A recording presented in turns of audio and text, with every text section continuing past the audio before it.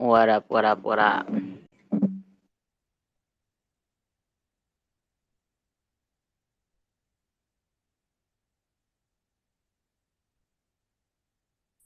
What up, OC?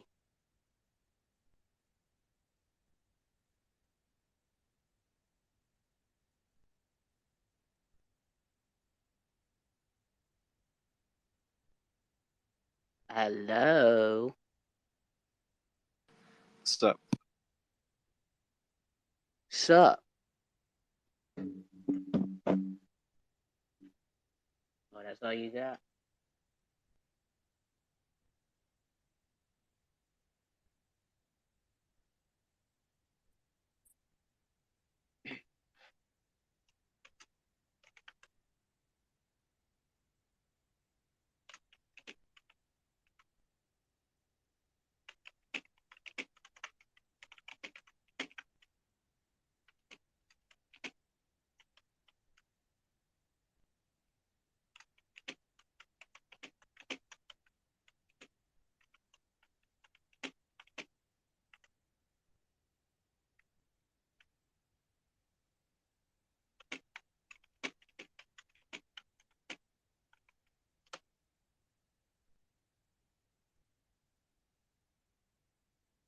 You ain't gonna say nothing?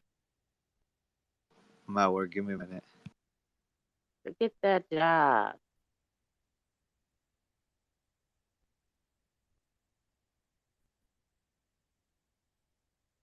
Go get that job.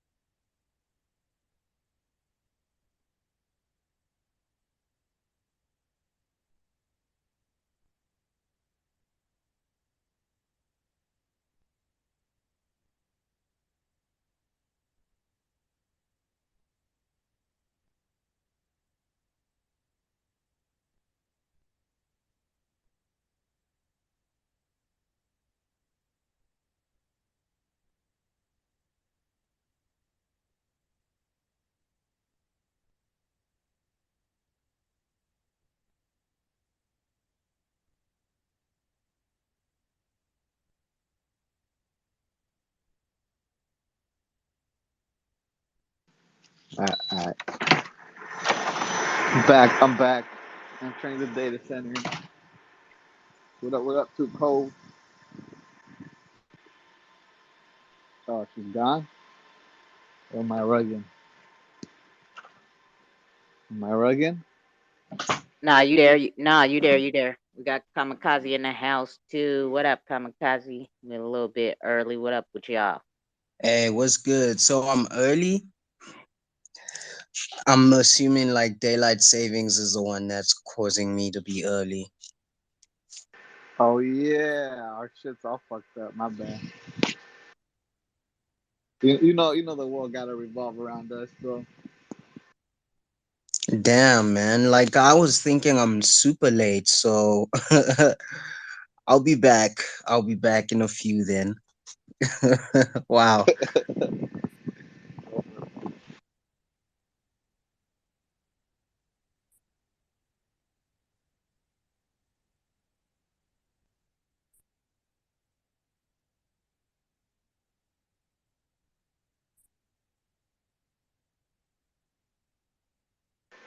Why is it too cold?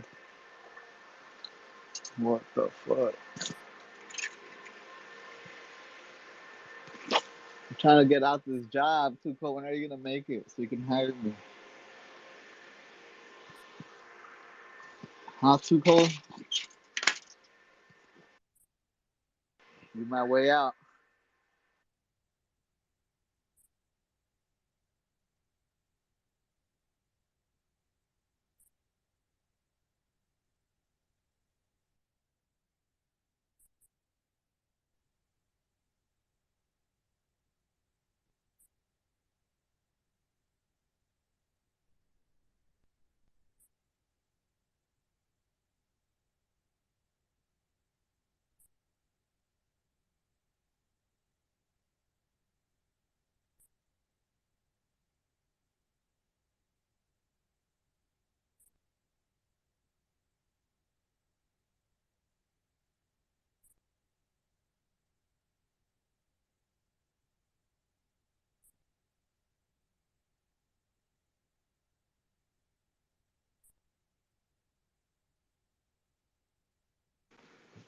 What up, Red Eye? Ooh, Gonzo. Tuco, you there? Come on, roll again.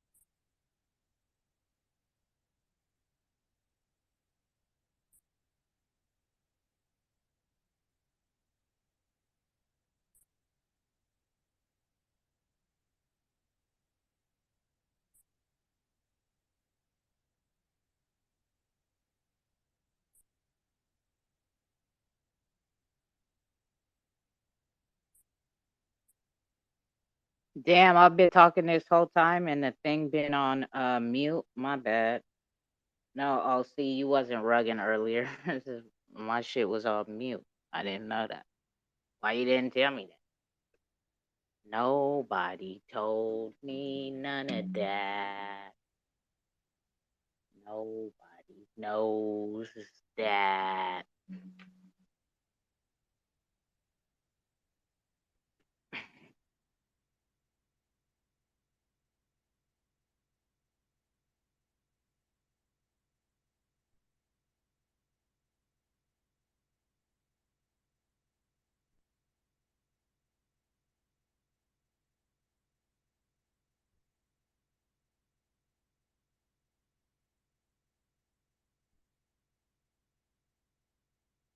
Yo, yo, yo.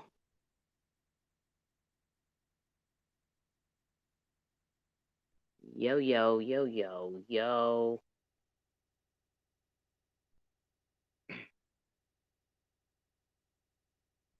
Let me see.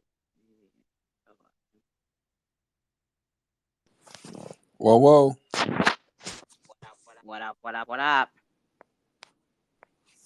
Shit, I'm here. Another day to be thankful. Yep, yep, yep. What's good with you? Oh, just in the crypto streets, as usual. A lot of drama and bullshit. For sure. For sure. You off of work today? Yeah, I make sure I try to get off of work to be in the space. So I don't be doing shit. So I get off at 12:30. Ah. Mm-hmm. Do it do it be snowing in Atlanta in the wintertime? It's rare, but if it get very cold, the shit become ice. And that's when it get Oh, it dangerous. get icy. Icy. Hell yeah. Hence your name, yeah. If it get too cold, it get icy and them niggas they don't really put money into the infrastructure to help that stuff. Like they don't put salt, they don't put money into salt and trucks and shit like that. So they leave the street like that. And what you probably don't know, but once people ain't used to that, so once they start driving, they start panicking. People driving with fear, Mm-hmm. and And hit them brakes hella hard, then start skidding. yeah, so it be crazy out here, man. Yeah, it's country, so. Pizza. Man. Wait, was the wake and bake what happened to takeoff? Was that after the wake and bake? That happened after Thursday? I think it was before. Oh, did we talk about it? Not really. What's the name? What's the name came in and said something about it. X-rated, but we didn't really go in on it. We was already going in on the topic at hand about like rappers falling off and shit like that, but we didn't really go in.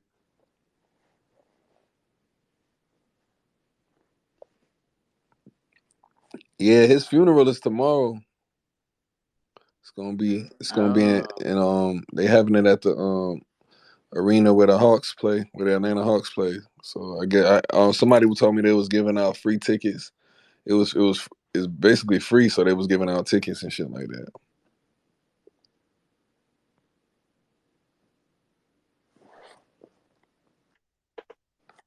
Um, you think it's gonna be a big turnout?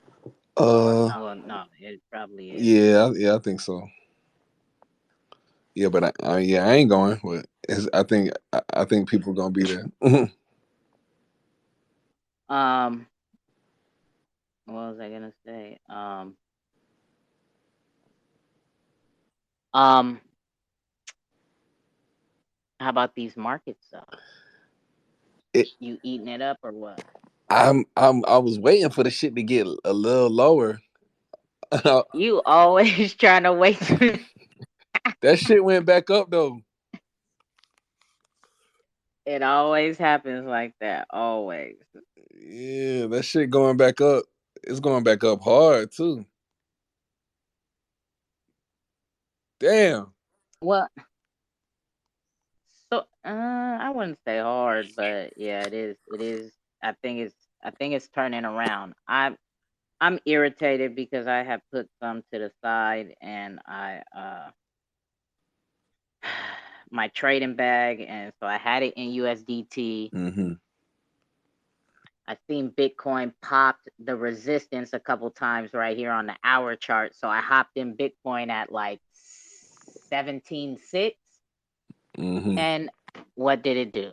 As soon as I hopped in, it was a little doji candle. And then I was fucking handling a Discord phone call. And I looked at the chart, a big fucking red candle. I'm like, you gotta be fucking Damn. kidding. This is why I don't like ever try to give nobody like trade when they ask me how to about trading and shit. Don't I'm not a trader. Like every time I do something, it goes completely fucking opposite. That's what I'm saying, man. And yesterday I was about to buy some shit. Now I see it going up. Like, I'm irritated too, bro. You ain't the only one. Like, I'm like, Yeah, shit. it be God. trade it's I mean, yeah, because I put something to the side too. And shit. I hope it go back down. I need to get that back. What you talking about? Hell yeah. but I'm hoping it's gonna pop and just bust through this fib line right here because it tapped it the last four what 2 4 it tapped it the last 5 hours. So Who, Bitcoin? yeah, that's why well on the hour chart at like around 17.6. Mm-hmm. So that's why I hopped in. I'm like, oh, okay, it's tapping it right here for the past couple hours. It's gonna break it. Mm. Well, it busted through a little tiny bit, right? And it's just now it just has to bust through and turn it into support because it's playing as resistance right now. I had one of my coworkers show me, and I've been trying to tell him like, "Yo, Bitcoin gonna go down. It's gonna go down." I've been telling him that for the longest. And when the market was red yesterday, he was like, based off what he was looking at, because he do forex trading, but he's into crypto a bit, but he know how to read charts. He was like, "Man, Bitcoin is about to go down to 10,000," and he explained it. I recorded that shit too. He, Because on the everything that's going on, yeah, well, because of shit, everything. yeah, it's so much going on, so fucking much going on. Yeah, so I personally anticipate with him saying that, because he never really was believing what I was saying. With him saying that, I'm like, okay, this shit might go down, but today I'm seeing it go back up. So even the dude who owned Binance, he said it's gonna be. He said the market's gonna be volatile. So volatile mean up and down. It just don't mean down. So Yeah, yeah, yeah, it's so gonna swing both ways for it's gonna sure. be a roller coaster. I want XRP to get in the 20s, and then I'm gonna start playing. Yeah, I need that shit to man. go in the 20s. That shit almost made it yesterday, but I'm like, nah, I want more. Oh yeah, no, give me some more. Give I me want some some more for more. real. Give us some more. Kamikaze. Daylight savings fucked Kamikaze up. He was in here about 30 minutes ago. Oh, word. I was like, oh, you're early. He was like, oh, what? I'm early. He was like, it must be daylight savings time. I'll be back. Got him. Got him. Uh, he was like, yeah, I'll be back. Oh man. Yeah, but I'm here. Everything is up. Everything is cool.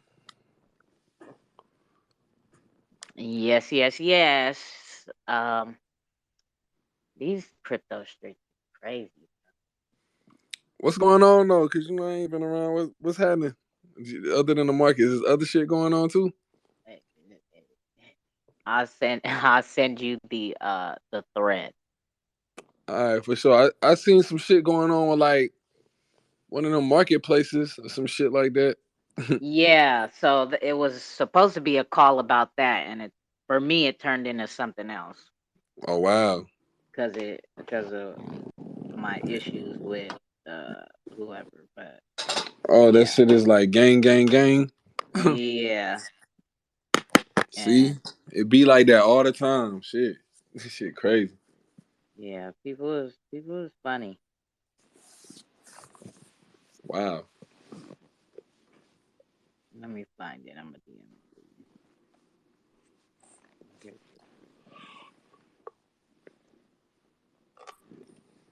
I'm glad I ain't start shopping. I'm glad I ain't even worried about shopping with nobody on that shit yet.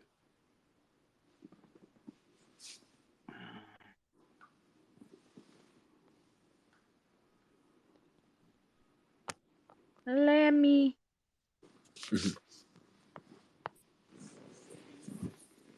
All right, I DM'd it to you. For sure. Um, red eye. What is up, my guy? By the name of Red, googly eye. What is up? What is up? The crash got canceled for another day or two. Well, you know what happened with Solana, right? They blocked people. There was like supposed to be all these millions of Solana going to be unstaked, and they're like, everybody's like, yeah, they're going to fucking sell it as soon as they unstake it. Well, the network, they blocked them from unstaking. They didn't let people unstake this round until like the next epoch or something, which is only going to Oh give 2 shit. days. Yeah, so there might be a big old Solana crash in the next 2 days on the next epoch. Yo, yo, Solana, man. Yeah. Solana is full of shit. I when when the first crash happened a minute ago, I was staking and I wanted to get my shit out, and I thought you could just I thought it would just come right out. You gotta wait. You gotta wait like a few days for that shit to come out. So people gonna be pissed. Yeah, I was like, damn. I was in them Solana streets. right. Yeah, But some places they stake differently. I got Pokedex, and I stake on their network. You have to wait a month with them. man, regarding this whole crash thing, so yesterday, like what annoys me too is like the people that you put on the crypto too, like the motherfuckers who don't do their research. Like you put them on and they come to you like you the sensei, like you the god of this shit. Like, I don't mind helping you, but don't only come to me when something bad is happening in the crypto world. So of course I'm aware of what's going on. So I had somebody come to me and text me like all this shit with Binance and everything and FTX, and I was just like, he sent it to me, and I'm like, man, he like, what you think? What's your thoughts? I was like, man, buy the dip. But it's like we in this age of information now. I gave you something to help change your life. Find that shit. Go find it. Go. Go dig deep. Go do the work, man. Like, he's like, well, XRP ain't moving, this and that. I'm like, in my head, I want to go off, but I gotta be civilized about it. Cause I mean, I care about, I like to be cordial. I don't got no reason to go off on him about it, but it's like, just do the fucking research. My people, like, everybody want a goddamn candy cane and some shit, some candy given to you, like, nigga, this shit is dependent. It's money. It's money. So you want to know. You want to know what you're doing with your money. I'm glad he listened to me as far as the ledger. Somebody else was asking me about the whole FTX thing, and I was like, look, bro, I'm not on FTX. I never had an FTX account, so I really don't care about that shit. But this is why I tell people, don't leave your money on the exchanges. I got all my wallets. Where I buy my crypto and I send that shit straight to the wallet because these niggas would seize your assets. And he was like, oh, this was another person who I was telling. So it's like, sometimes it get frustrating talking to newbies because you give them the information and then that's where I'm holding you accountable. Now what you gonna do with it? Are you gonna do something with it so we can have a discussion? Or when some shit just go bad, you just want to come talk to me about it and see what the fuck I think, or see try to like. I don't like that shit, bro. I don't know if y'all Yeah, getting that, but see what your that's what I'm getting gameplay right is. now. Yeah, they just want to see what your gameplay is, how you're what you're doing, so they can do it. They just want to and they want to focus on the negative. The negative, like nigga, y'all don't see. First of all, it's not, and it is about the money, but I guess everybody here in America is seeing everybody getting rich off of crypto. So that's what they want to hit a lick. Then you seeing this lottery shit, Powerball 1 billion and shit. Everybody trying to hit a lick right now. I get it. But with this shit, y'all don't see the innovation that's coming in with this shit. Y'all don't see the hints. Like the Staples Center is one of the big ones. The shit is coming on your news outlets every day. When you on these Instagram, I'm not on Instagram or Facebook no more. But when you on these shits, the shit is there. Like they talking NFTs. Y'all motherfuckers don't see this shit. Holla at me about that. Like, don't come holla at me about this bullshit that's going on with Binance and FTX, man. Like, I know it's a psyop. I've been in this shit for a minute. Like, they trying to shake you out your drawers. Like, and it's like the shit is like it's lame as fuck. It's just lame as fuck because it's like we in it, and I'm giving you the information now. You run with it and go. And I'm about to start snap. I really don't want to snap, but it's like, nah, we in the age of information. Go Nah, get this shit on your own. you sound like you about to snap on the next person that asks you. The Nah. next It's just newbie that asks you about a crypto play. nah. It's not even a newbie. It's not even. It's people that I've been talking to. Like I've been.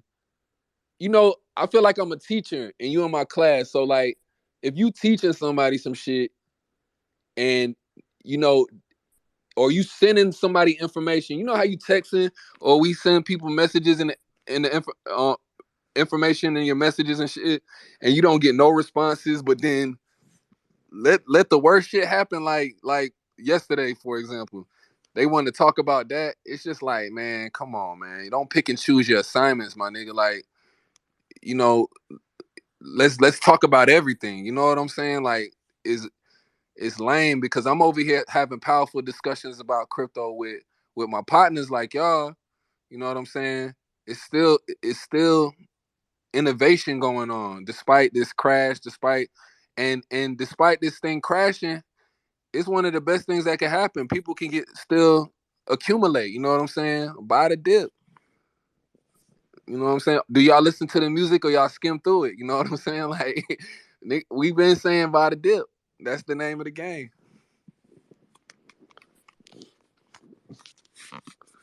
So I just wanted to It's bend a little bit. they got they especially if they never been in the stock market, right? They gotta it's like it's their first day in the gym, bro. You can't they got they gotta hurt themselves a little bit, right? And then they'll start building that muscle, and being in the market is a whole different mindset, right? Because it's crazy to watch your money fluctuate like that instead of it just sitting in your bank account, and when it's going to fluctuate because of when you buy something or when you deposit something, right? So Yeah, it's wild.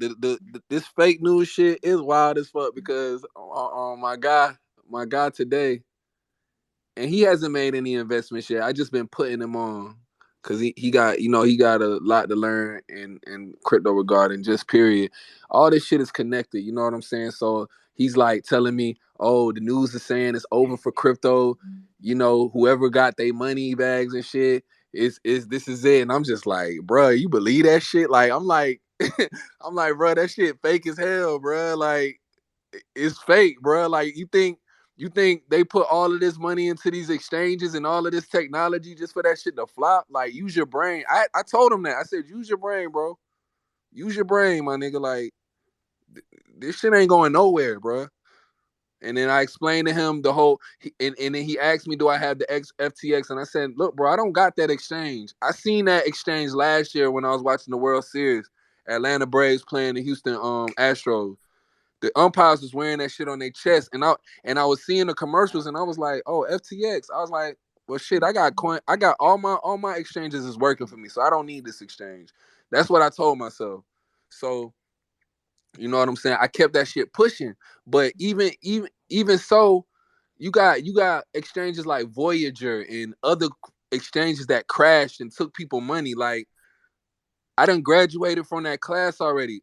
I know when I buy some shit off the exchange, it goes straight to my wallet. I don't leave it on that shit. So, the people who got on FTX or whatever that shit is called, yeah, I feel bad for them, but at the same time, I tell everybody that shit. I show them my ledger. I'm like, hey, once you buy that shit, send it straight to this shit. Send it straight to your external wallet, because these are centralized entities, and it's not your crypto if it's on there. You know what I'm saying? So he heard. That's when he was like, oh. And then I was like, bro, just use your brain, bro.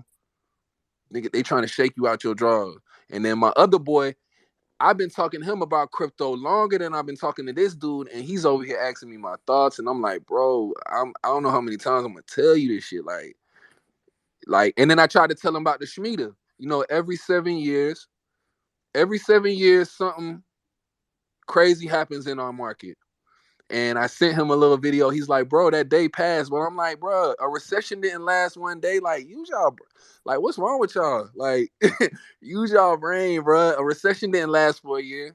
A market crash didn't happen for 1 year. This shit takes time, bro. Like, and if you know what you're dealing with, the elite, they know the people picking up on this shit, so they about to play you. Like, play the game, bro. Do your research. So that's why that's why I'm just a little irritated with these folks right now, man. I don't mind giving out the information to people who want the information, you know what I'm saying, and want to dialogue and want to learn. But these motherfuckers don't want to learn. Hey, Tuko, Lemmy, and everyone. Thanks for having me up. How's everyone doing today? What up, my boy? You good? What up? What up? What up? Yeah, I'm okay. Thanks for asking. And you? And you, Tuko, by the way, are you feeling better? Yeah, I'm feeling great. Sweet. Nice. Well, forgot I was thinking about you, man. The moon was bloody the other day, man. Was you hollering? The market, if I was all in now, yes, I mean, Was you doing your howl? Was you howling, bro? mostly XRP. I don't have my head in safety on the markets too much. Yeah. And you? For sure, for sure.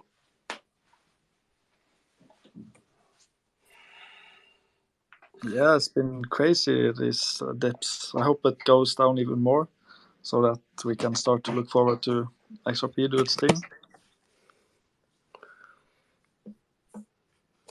Yeah, man.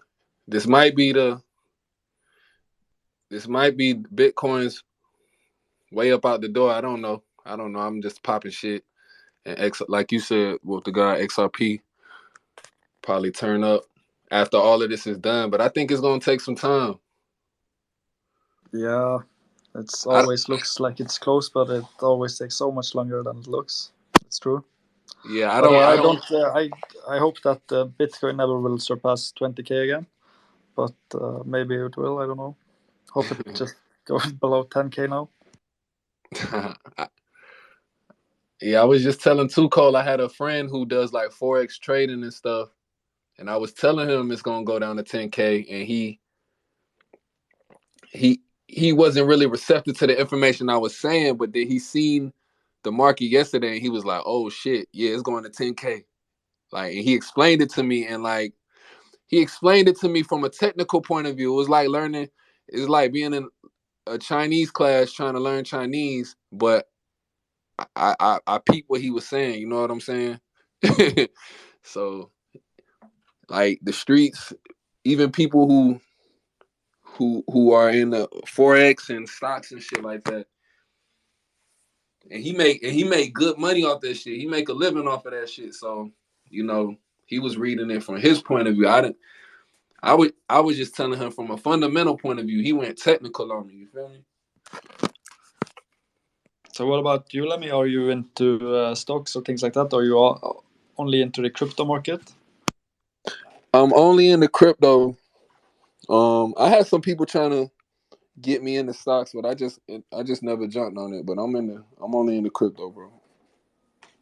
All right. Let me cut this right here before you fucking keep going off track. We got Kamikaze in the house right now. We got Lemmy in the house. Let's get this wake and bake vibes started. Y'all know how we do. When we do it, we does. If you guys haven't already, please take the time to retweet the room out and let everybody know we're about to get the wake and bake vibes started. So let's check in with our guys, Kamikaze coming all the way from South Africa and Lemmy coming all the way from the the ATL. So what's up with my guys? What's going on with y'all? Hey, what's up? What's up? Hope everyone's good. Man, daylight savings is gonna kick me right now. Like I forgot about that. So yeah, I thought I was gonna be late. But I hope everyone's good. Hope everyone's good. How you doing, Tuko? What's good on your side? Oh, I'm good. I'm good. You know, just being in these funny ass crypto streets, doing what I do. That's it. Yeah, but I'm good. How about you? Lemmy, what's going on with you, my guy? Well, what's good, everybody? Just taking it one day at a time. We thankful, we blessed, no stress. And if they ain't with us, F the rest. But nah, shout out to Kamikaze for being on his own time. You know what I'm saying?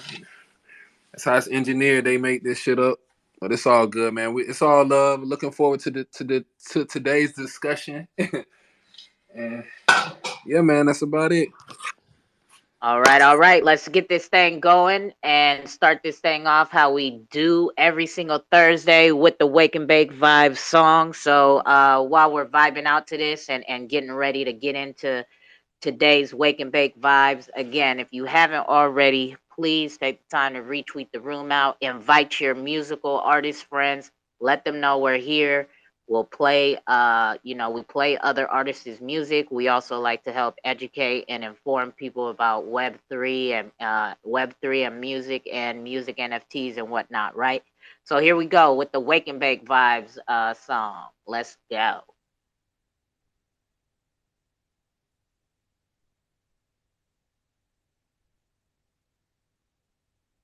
Triangular trap Little farmer, a big farmer. Triangular trap Little farmer, a big farmer. Play on words, gotta stay conscious. Gas, or organic ganja. Wake and bake, Tuko Kamikaze.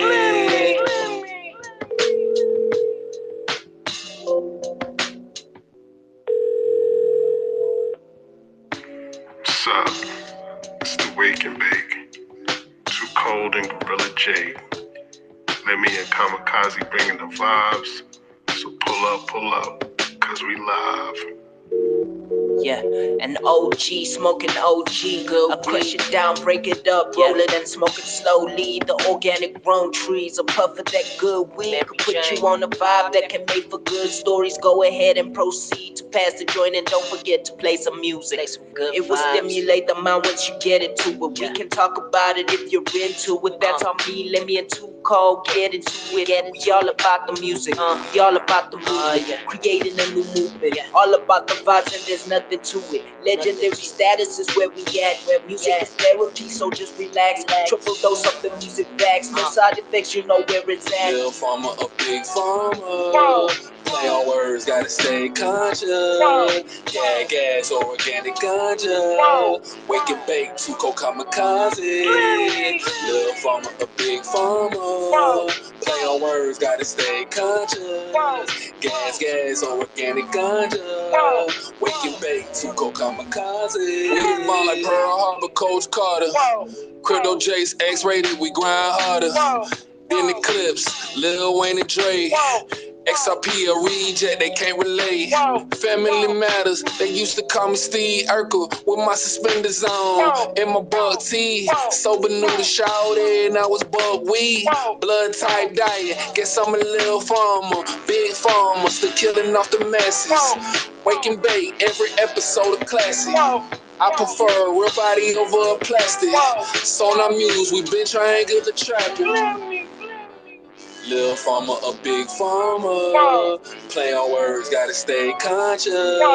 Gag gas or organic ganja. Wake and bake, two kamikaze. Little farmer, a big farmer. Play on words, gotta stay conscious. Gas or organic ganja. Wake and bake, two kamikaze.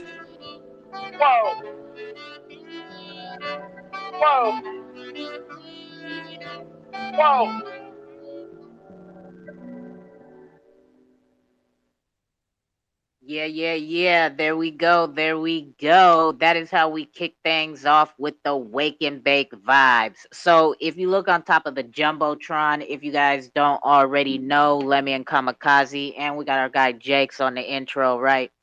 Their information is up top. If you want to get in touch with their streaming platforms and find some more of their other music, because Sonar Muse platform is not open to the public just yet. But also up there is the topic of the day, which we always let Kamikaze handle that. So Kamikaze, let's do it. What we getting into today? Yeah. So this topic was brought up by the homie Lemmy. So the topic today is do an artist's personal matters or views affect the way you consume their music? And is what they do outside of their careers a factor in whether you listen to them or not? So for me, I'll start first. For me, I try not to let any of their personal matters or views affect, the music, because there's so many artists out there. I can say, like, there's so many artists that if I had to take their, views or any of their personal matters that, the media brings up into consideration, then I wouldn't listen to a whole lot of musicians, especially some of the greatest musicians. There's scandals and all of that that's been out there, and it could affect the way you think about them overall. When I feel like you should split the two. You should separate their careers from their personal lives. We shouldn't really focus on what they do outside of the music, because all they're doing is bringing the music and the vibes, the entertainment, for us, rather than us being too consumed in their personal matters. So for me, nah. I try not to, because it would ruin a whole lot of artists for me if I had to do that. So I just let it go. But if I do have to take it into consideration, then yeah, it depends. It depends on, like, what is going on. But sometimes I may agree with what's going on, or what they're doing, or in their personal lives, but I wouldn't want to tie it in with how I feel about their music, because yeah, overall it would definitely ruin everything for me. And I love music, so I wouldn't want to put that in. So an example of an artist I can say is, like, I know this is controversial, but like, R. Kelly, like, I wouldn't want his, what's happening to ruin the way I listen to his music, overall, because he's still a great artist. But like, what he did, you know behind the scenes, I don't want that to affect anything, because yeah, uh, though I don't agree with what he was doing, I wouldn't want that to affect the way I listen to his music now. So yeah, that's my take.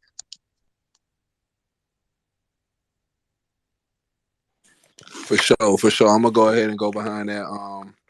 So I'm gonna say yes and no. Like, every situation is different, every artist is different, and I read in between the lines with everything. Like, as a person who consider himself like a student of the game, it takes a lot of reading, it takes a lot of listening, it takes a lot of observation, and and it takes a lot of discernment to just cast out what I want to cast out and bring towards me. I like, and that's why, if you guys were a part of the old discussions, I was fasting. I was having a fast from rap music because I was being too critical. You know what I'm saying, of what an artist was doing outside of the music, and then as opposed to their music. But now it's like I'm just understanding like the game even more. Like, a lot of this comes with it in the mainstream. Certain artists got to do certain things, got to say certain things. They may not mean it. They may mean it. So it's like it's tricky, but at the same time, we living and we learning and we figuring it out. And it's something that I don't want to beat myself up over, because at the same time, the music is good, even though it may have certain things. And then you got an artist that may say something, or you got an artist that may not say nothing. Like, I always use Future as an example of like a Young Thug. You know what I'm saying? Like, Future talks about the lean, the dope, the drugs in his music. Um, and he got all these kids. You know what I'm saying? And it's like, damn, I'm not as rich as him. I don't know his life, but do I want to listen to this stuff around my kids and things like that? I'm thinking about my future, and I'm thinking about where I'm going in life. You know what I'm saying? When I listen to these types of songs, I don't digest it as much, but Kanye is another one. Kanye is the most prevalent one right now. I I I've been listening to a lot of him lately because he's practicing what he's been preaching. He may say something that's controversial to some people, but to me it resonates with me and who I am, so I fuck with it. And now I could listen to his music more comfortably because now it's like more powerful. Even though some of the music may got some of those things that we may deem as a cult and this and that, he still broke away from it. You know what I'm saying? So I'm just using these examples. There's other examples I can use too. But he's the most prevalent one because when I asked this topic, when I bought this topic up, I had him in mind. I had people like him and Kyrie in mind. Like, and I'm gonna go off of music for a second and go with Kyrie. You got a Kyrie and a LeBron. Me, if somebody asks me like who do I like more, I'm gonna say Kyrie, even though they don't play the same position. I stand with the certain things that Kyrie Irving said, and he's a hell of a basketball player. Now, LeBron James, he's a hell of a basketball player, but the shit that he's saying and shit that he doing outside of this shit is trash to me personally. So different stroke for different folks. You know what I'm saying? Everybody different. And I was just watching John Sally interview before the Wake and Bake came on. John Sally, I seen John Sally the other day. He was boarding one of my flights at work, and he walked past me, and he was like, "Man, I wish I had hair. I wish I had hair like you." So I just laughed. So You should have I gave him. watched his. You should have gave him a piece. Nah, we was bored. Oh, I should have just cut my shit off and gave him a piece. Yeah, just gave him a piece. I should have gave him a patch. You right, man.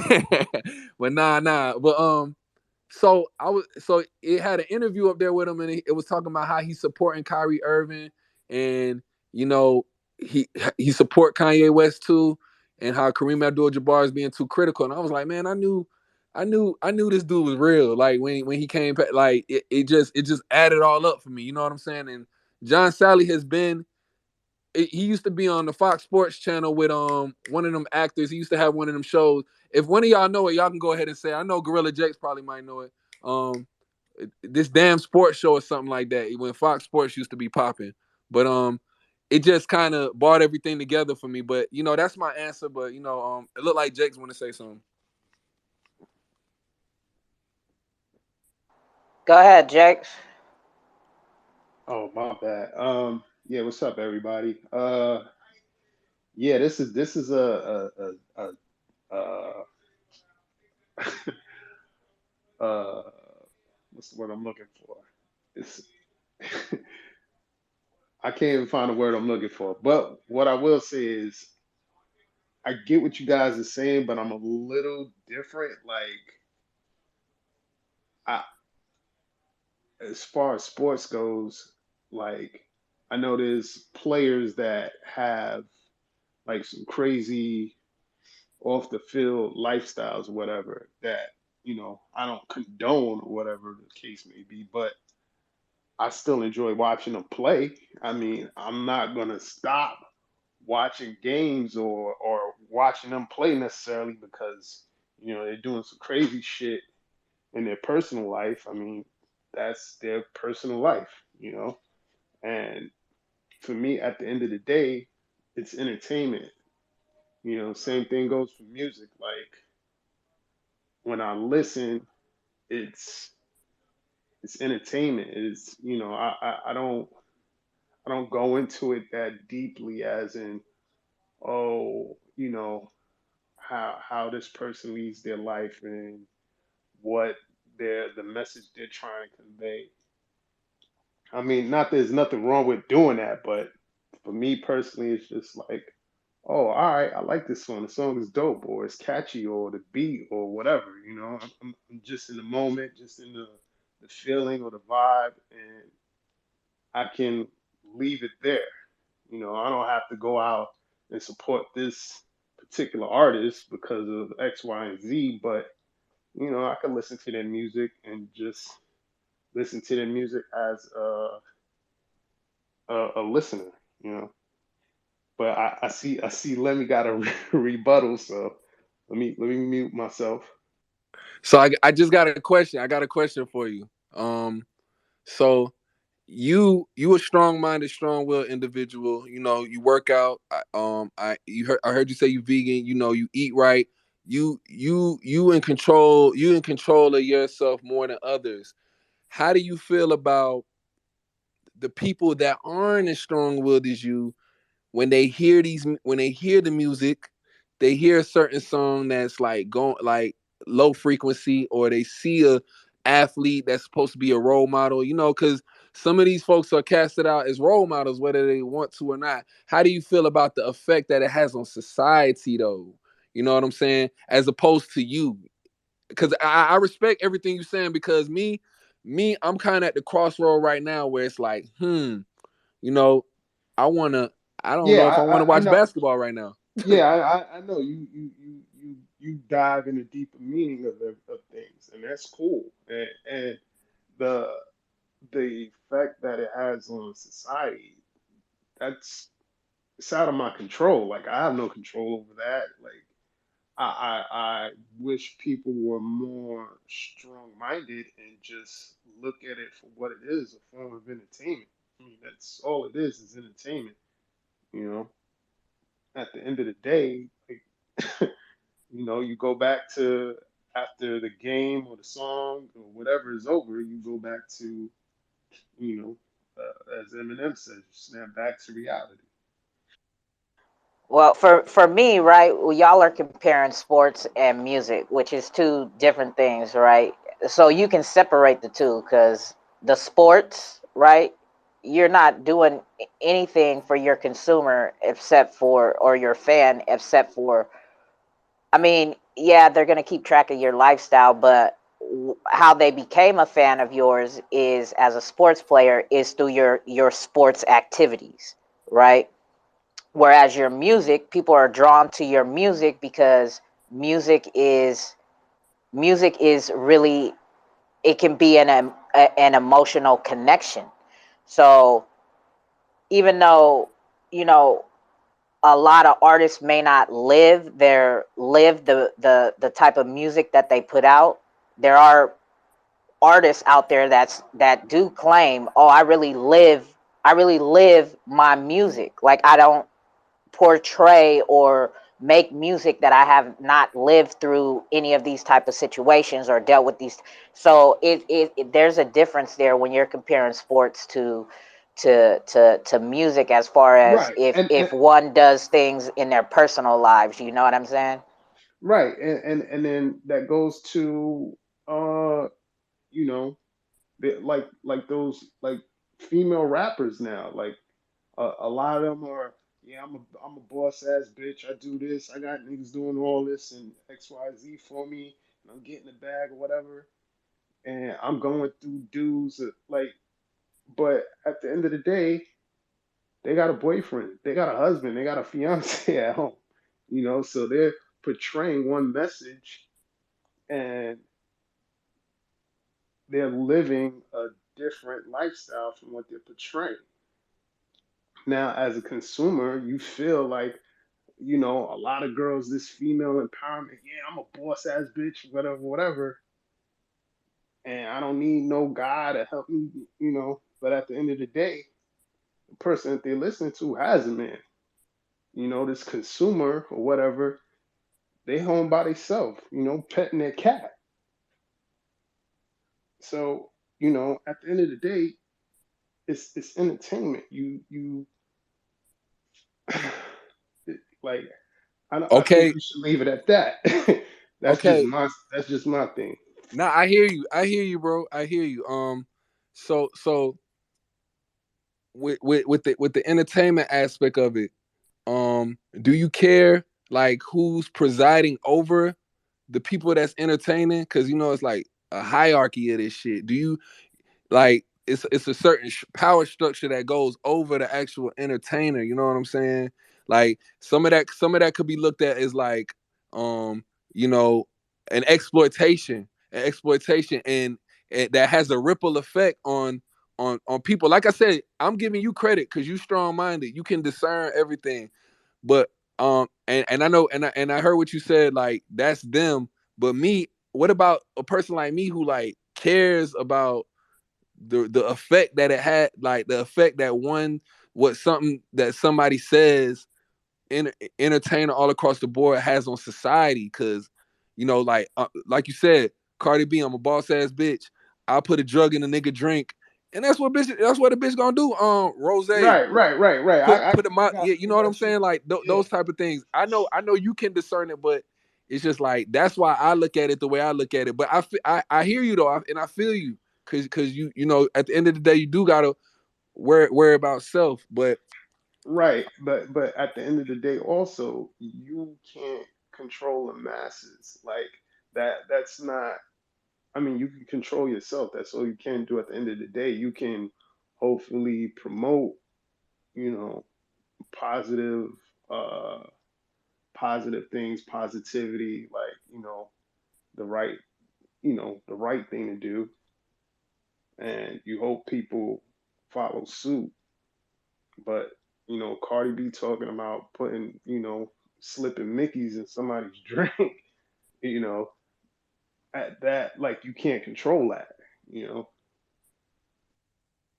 At the end of the day, though, Jakes, they can control people with the media and things like that to see how they manipulate people with using media to make them think different things and things like that also. But yeah.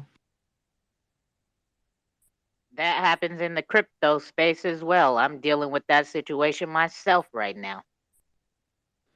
yeah, psychological operation. But Jake's like I said, he's a strong minded individual.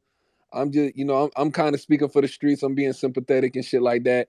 But yeah, but as far as I'm concerned, with the way that I do it, I explained it as well. Like I it's a yes and no thing because I still love the music.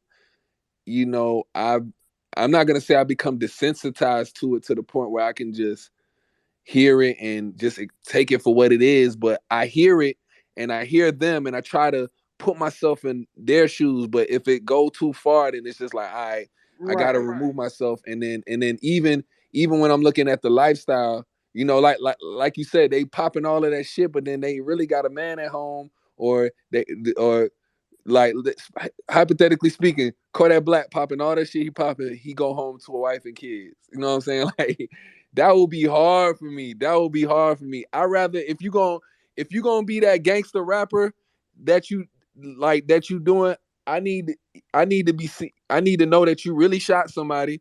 I need to know that you really did the things that you did, or I at least heard about it before I even take it in consideration, because it's a lot of people faking it.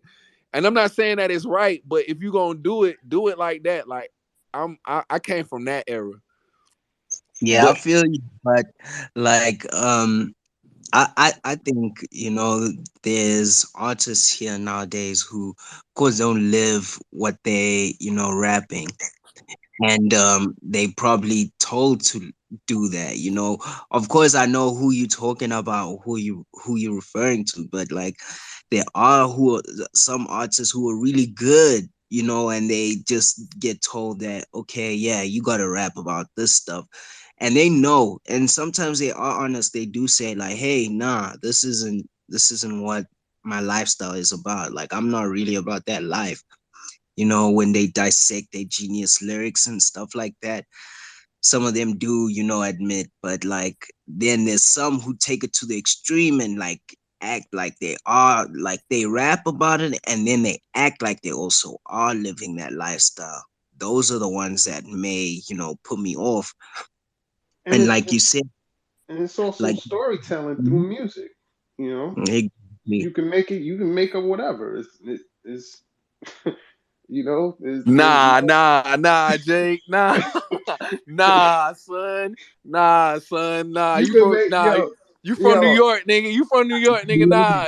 yeah, You know a real story when you hear that shit, bro. Like, but we don't want to but hear no fake ass stories, bro. but I mean, Nah, but but it also deals with imagination, man. Like Mhm. the some things you embellish, some things you imagine, you make up. It all comes into song. You can put it like Yeah, there's Jake, no Jakes, I fuck confine with of what you have to Jakes. I fuck with Takashi 6ix9ine too. stop. What? I said I fuck with Takashi six Yeah, you're nine full too. of I'm with Jake. bullshit. That's why you're banjoing. No, you're full of bullshit. That's why you're banjoing. Nobody can hear what you're saying. You So know I got. what? Oh my bad. Go ahead. I Go ahead, bro. Go ahead. Go ahead. I think like Jakes has a point there, because like with rap, sometimes you do hear rappers exaggerate a bit of the story that they telling. It's can be true to some extent, but depending on how you can articulate it in the rhymes, then you might need to exaggerate a bit. And then there's some who are good at storytelling. You kind of have to take it Yeah, both ways, because there Biggie. are rappers who don't really, they're good at storytelling, so they have to come up with stories, and that makes them a good rapper. They rap about, using their imaginations, and you can't really take, put them down for that, because that's what they do. Some rappers, some artists are good at just telling stories from their minds, and they do kind of sound real.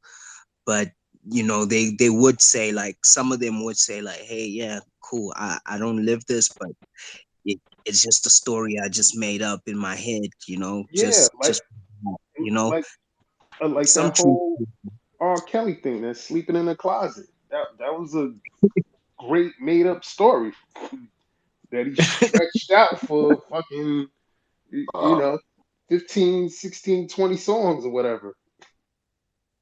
Yeah. I'm not. I ain't taking nothing away from that. I agree. I agree with both of y'all. I agree with both of y'all on that. For sure, for sure. But we know now with R. Kelly, that's like that closet joint. It don't really got nothing. It don't really got nothing to deal with like street credibility.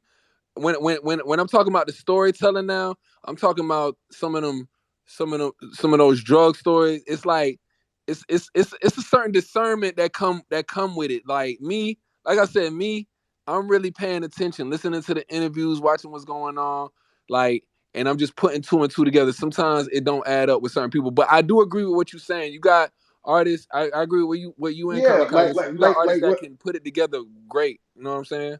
I, what I I, said back in the day about the Migos, like Mhm. Bad and Bougie. You really cooking up dough with a Uzi? Like it shouldn't. It doesn't make no I, sense, Cooking man. up But dough with it's a. all right. Hold on. Let's let Steak jump in here. He's got his hand up. Go ahead, Steak. Oh, thanks. I was just listening.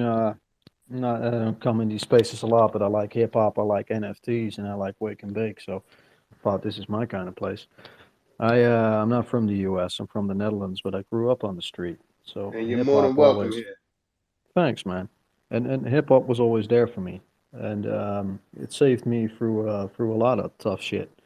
And I just wonder, like, what happened with just being real, and being honest to yourself and telling your story. I mean, why dress That it up shit anyway? ain't. Yeah, That well, why shit dress? don't exist no more. That shit is rare breeds. I know it's rare breed, but that's what you want to find. You know, you want to have that combination of lyricists that are just putting it out there, and it's worth diving into. I like Coast Contra. Probably some of you have been listening to them. I think they're fucking solid, and it gives me hope for the future. And sure, there's some posing there as well, but so far I like it. Andre 3000. I mean, it's just you don't always have to overdo it, and I think people listening just have short memories.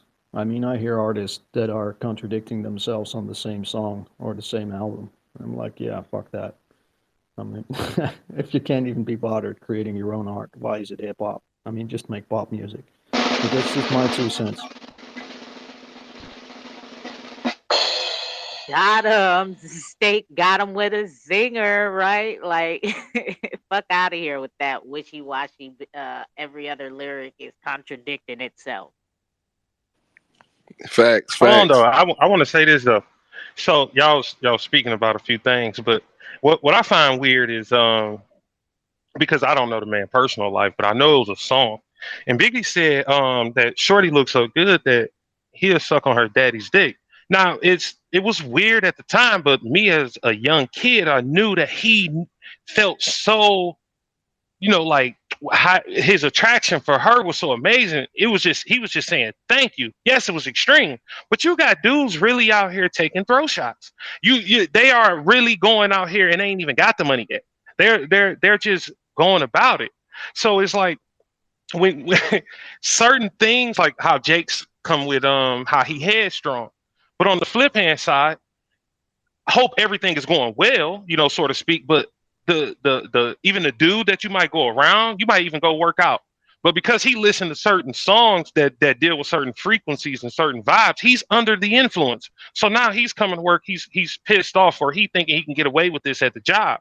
Or your girl come over and she thinking that this life is real and you supposed to be doing something that's different. So even though your head is strong, you will be affected by this music.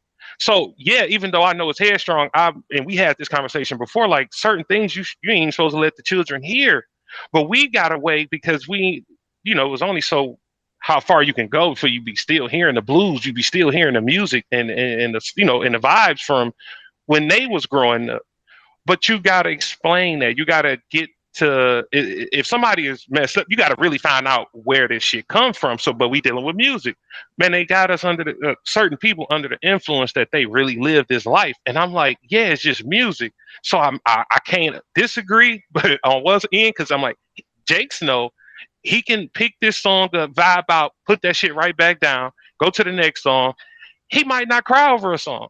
I had a song that fucked me up one day. I'm like, oh shit, I didn't even know I can do that. Like, I got tears in my eyes and shit.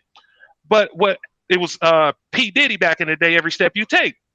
But songs truly affect everybody on certain levels, depending on what the vibe is, what the frequency is, and what the messaging is. But today's rap, not, and I'm not talking about everything, of course not. But today's rap and some of the shit we heard is like still a repeat. They've stretched that shit so far. Even Andre 3000 had to come out and Oh, tell you, I mean, like let you know when 16 ain't enough. You gotta come up with something because now he has something to say. Great shout You out, can't man. fit that inside of a 16 bar. Oh yeah. I love Andre. It's just some things I just don't pursue because like I listen to music and then it won't stop. Like I got to keep listening to it. So I hear a song, like I got songs lined up for a decade ago where I won't repeat that CD because when I heard it, I give you one. What's Hold his on, name? real Black quick. Rob. Hold on, Yep. Jakes. Don't let that guy up. He's just coming in here to put shit on top of the jumbotron. You can go on somewhere. You get on this mic you've been doing it for the past week. You come in here, request the mic, don't speak, and put whatever your garbage is on top of my jumbotron, so you could go It's somewhere one. else. It's 1 ETH to post a on the jumbotron in 2 codes space call 1 Ethereum, guys. Um, my bad, Sino. Sure, didn't mean to cut you off. Damn, one stack. Damn, that's a lot. This is a And just platform, like bro. that, his request button is gone. See? In case you guys are just stepping into the room, let's reset the room since we got more people hopping in so they can understand where we're at in the conversation. Kamikaze, go ahead and run it back for him. All If he right, did. all right, Oh, all there you go. right. So, do an artist's personal matters or views affect the way you consume their music? And is what they do outside of their music careers a factor in whether you would listen to them or not? Yes. Uh, In And short, fuck yeah. okay. One at a time, guys. One at a time. oh What no, I was the just first wanted to add question? this about like when. Go ahead, go ahead, go ahead, go ahead. My bad.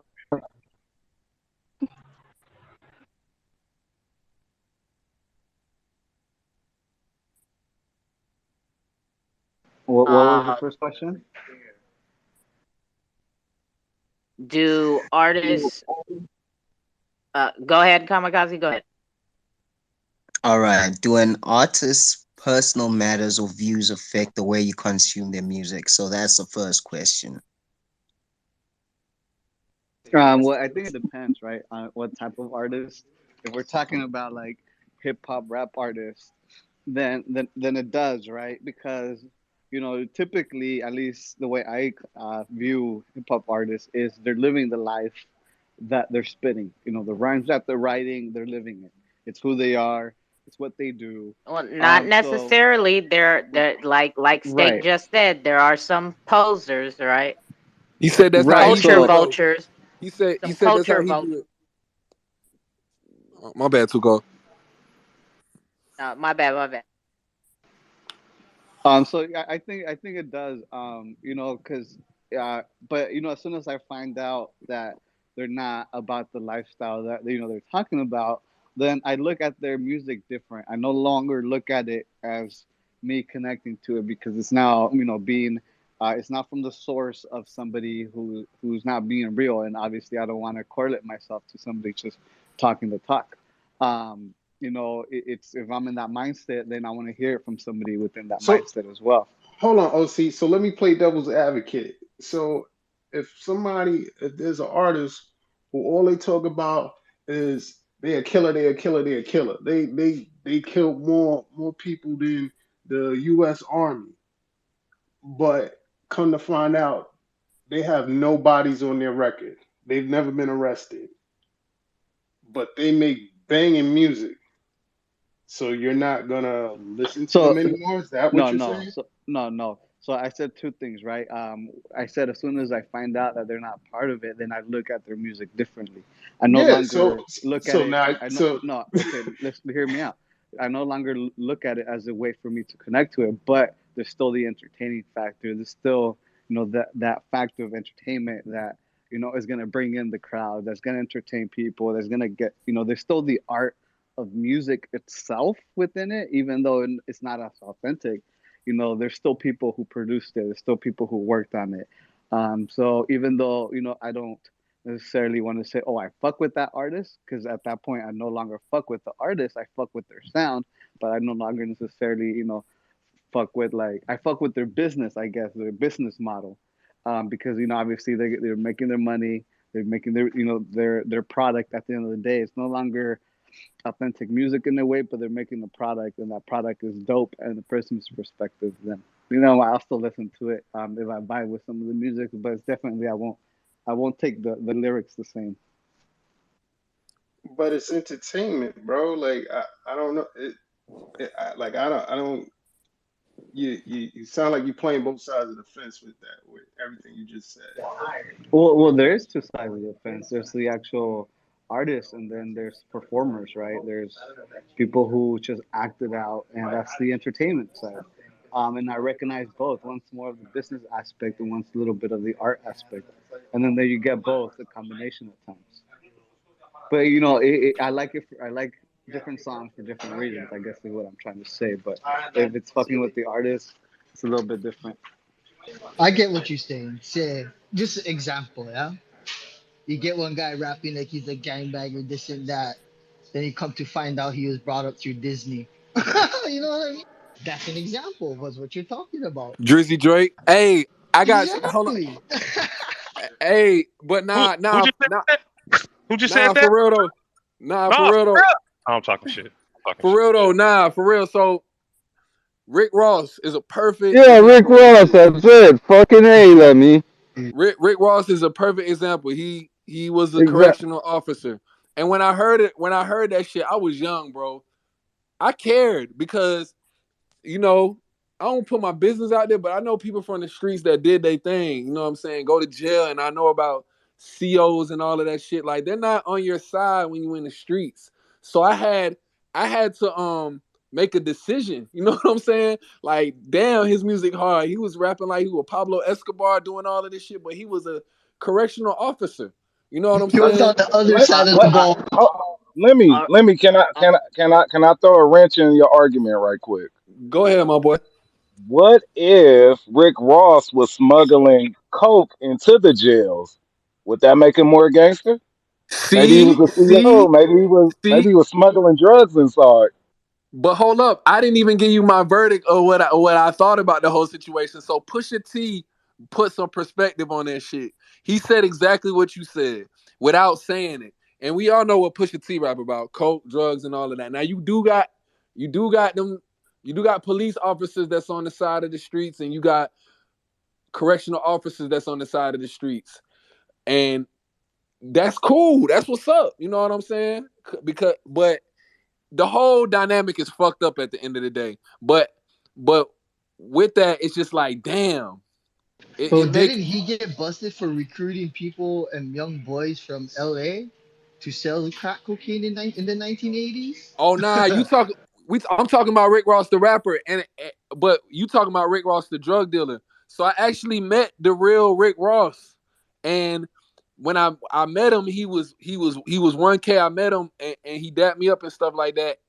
It make you look at shit from all angles, bro. I still, with that being said, I still listen to Rick Ross. I still think that he's dope, but it's like in the back of my head, it's like, damn, this nigga is a CO and he might really be an informant. And I'm looking at how the game, from when I heard about it till now, my growth now, listen, like, and learning what I learned about music, it's feds in the rap game. So it's like, bro, like You this know nigga what's might funny, really be a Lenny? fed. Rick Ross, the drug king pig, turned to marijuana now. all right. Let's let Hales cuz I got requests. I don't have no more room on the stage. I was trying to rotate. So, let's get Hales, I'll Panda, step down. and okay. Yeah, get Let's your get ass down. Get the fuck out of here. let's get Well, Hales let's have. in now. Oh, Let's get Hales and then no, Panda and then Hales. Panda's been up here for a minute. Go ahead, Panda. so that's how the entertainment is going to sway public opinion, Jay. I got messed up there now that we started talking, but like that's exactly what it is. If you're bigger than larger than what you think or what is going on and you're playing the game, well then you scoop up Rick Ross and you make that shit cool. Therefore, your ultimate goal is to incarcerate these people or whatever it is. So for it to be entertainment, it's sure, but subliminally, subconsciously, and forever and ever, that literal frequency of sound wave enters you, the words enter you. You have to almost use their powers to be, and I'm not saying that you're not that strong-minded still, but just to your point that like the entertainment is there, but it's going to have an influence. And so like I guess just for my point of the question would be like your dollar at the end of the day. Like I try not to feel guilty listening to Ignition remix, but at the same time I'm not gonna go spend money on his new album or pay Netflix to watch a documentary that Netflix wants me to know this. That's what Netflix wants me to know about is what they showed me. So like it would change it like that, but at the same time, You got Lady Gaga eating people and doing ceremonies and shit. Katy Perry blinking her eyeballs and shit. Like, it does have some effect to it because what they're using the art form for their agenda, like as and to the same with sports. Like you talked about it there for a minute, and I'll just jump out of here. But like Lance Armstrong is a idea too. It's like, okay, man, like your personal life, you decided that you needed to do that or whatever. I respect you because you did whatever you thought you had to do to get to the top regardless and be a winner. But at the end of the day, you sold a lie and you lived it wasn't real. Like that shit goes away. Like, so I, yeah, that was mine. All If right, I all right. may, Hold on, Steak. Let's let Hales get in here, cause she hasn't oh, spoke sorry, yet. Go ahead, my Hales. bad. And let me just say this real quick. Shout out to my hater, King Alex, that trolls the fuck out of me. Oh, you left. Oh, where'd you go? Okay. But you come in my room. Just let's get it on the record, right? Because it's recorded. But he was in here, guys. Trolls the fuck out of me, but still comes in my space calls looking for me. Fucking idiot. Go ahead, Hales. Sorry, let me take a second to compose myself. Okay, I'm there. So I absolutely am loving this conversation. You know, what an artist does behind closed doors is, you know, what they do, but you have to kind of respect the talent they have. You know, people are talking about R. Kelly, and the guy's a deviant, for want of better words. But you can't take away from the fact that Ignition and I Believe I Can Fly are two absolutely amazing tracks.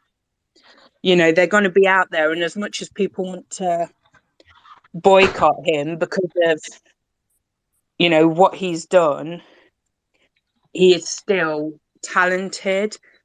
Would I go out of my way to buy his tracks anymore?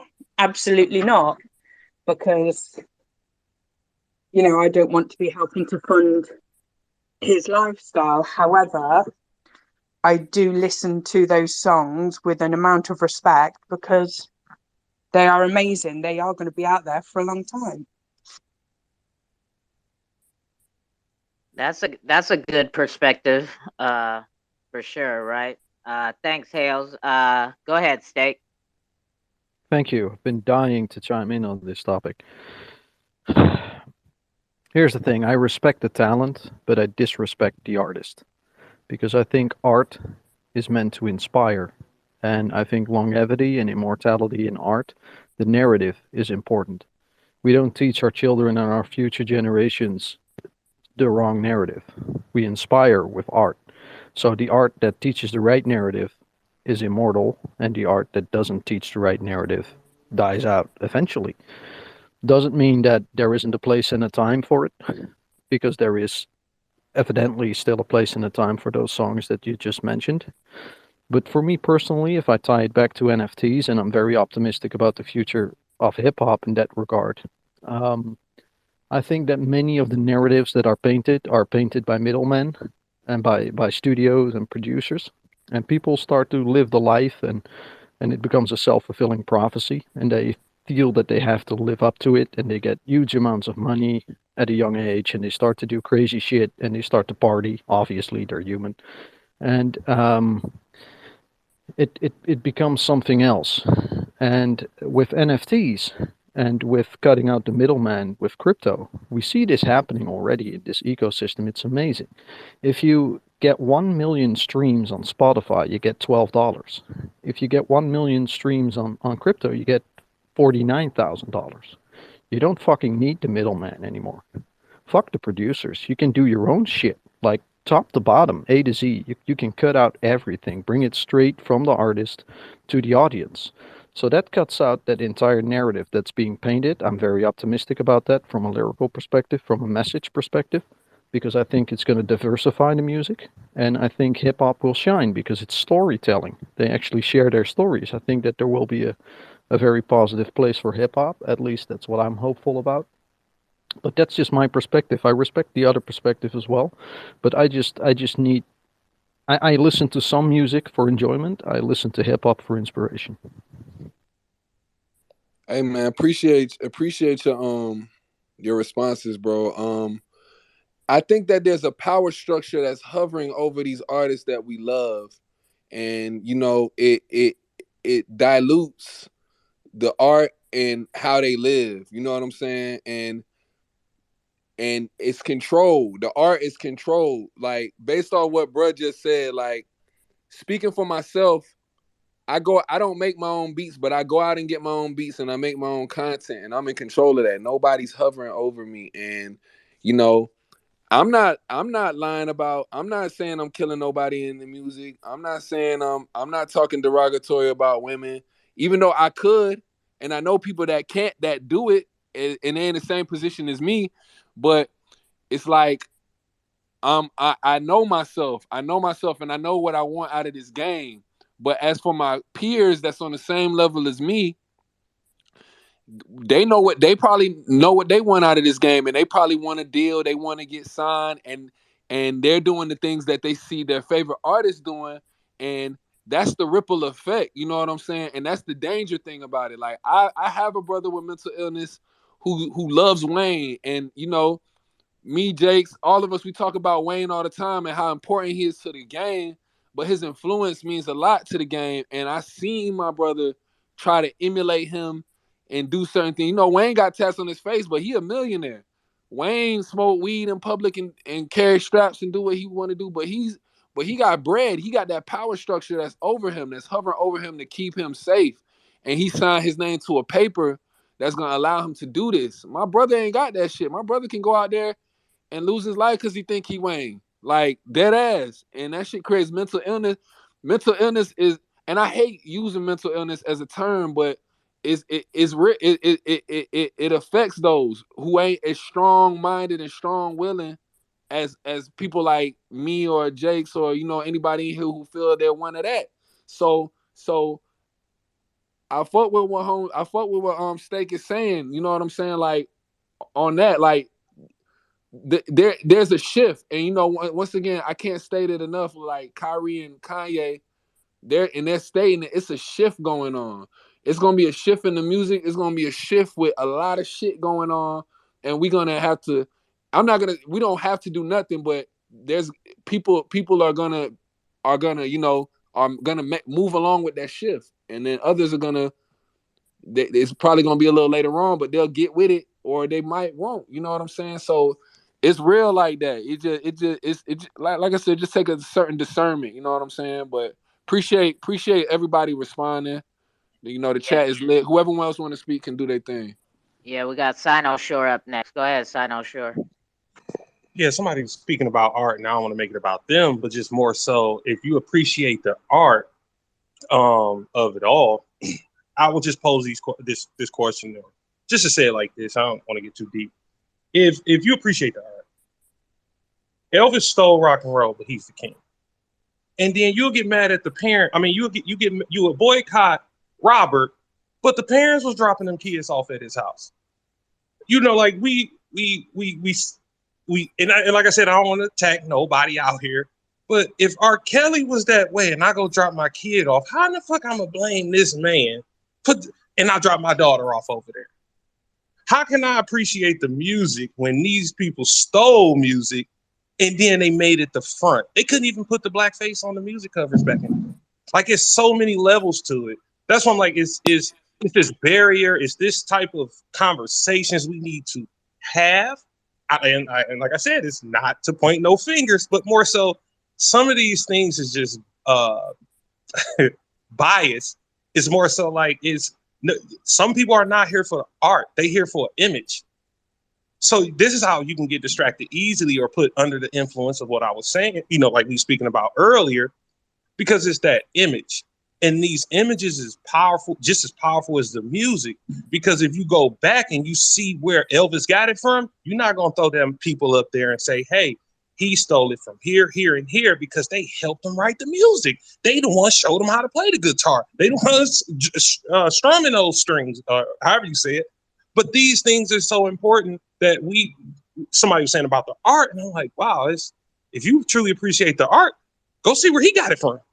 Because those black people, those country folk down south, they were singing those hymns. They was making instruments. They was doing these things. And I'm like, I think that's more important or more potent than a remix of a song, or even though some good remix, or to take something from someone and they don't get the appreciation of it all. So it's just like, I'm not dropping my kids off over R. Kelly house and be like, oh, damn, he did that to you. We knew R. Kelly. So I'm not saying he had a right to do that, but if you're going to feed the beast, then you got to understand like your daughter going to come out chewed. Your kids going to come out chewed. So this shit affects us on so many levels, but I just wanted to throw that out there because I'm like, it's not with everyone. It's not about the art. It's an image. Katy Perry sing what she sing and she's throwing up devil signs. You're not boycotting that.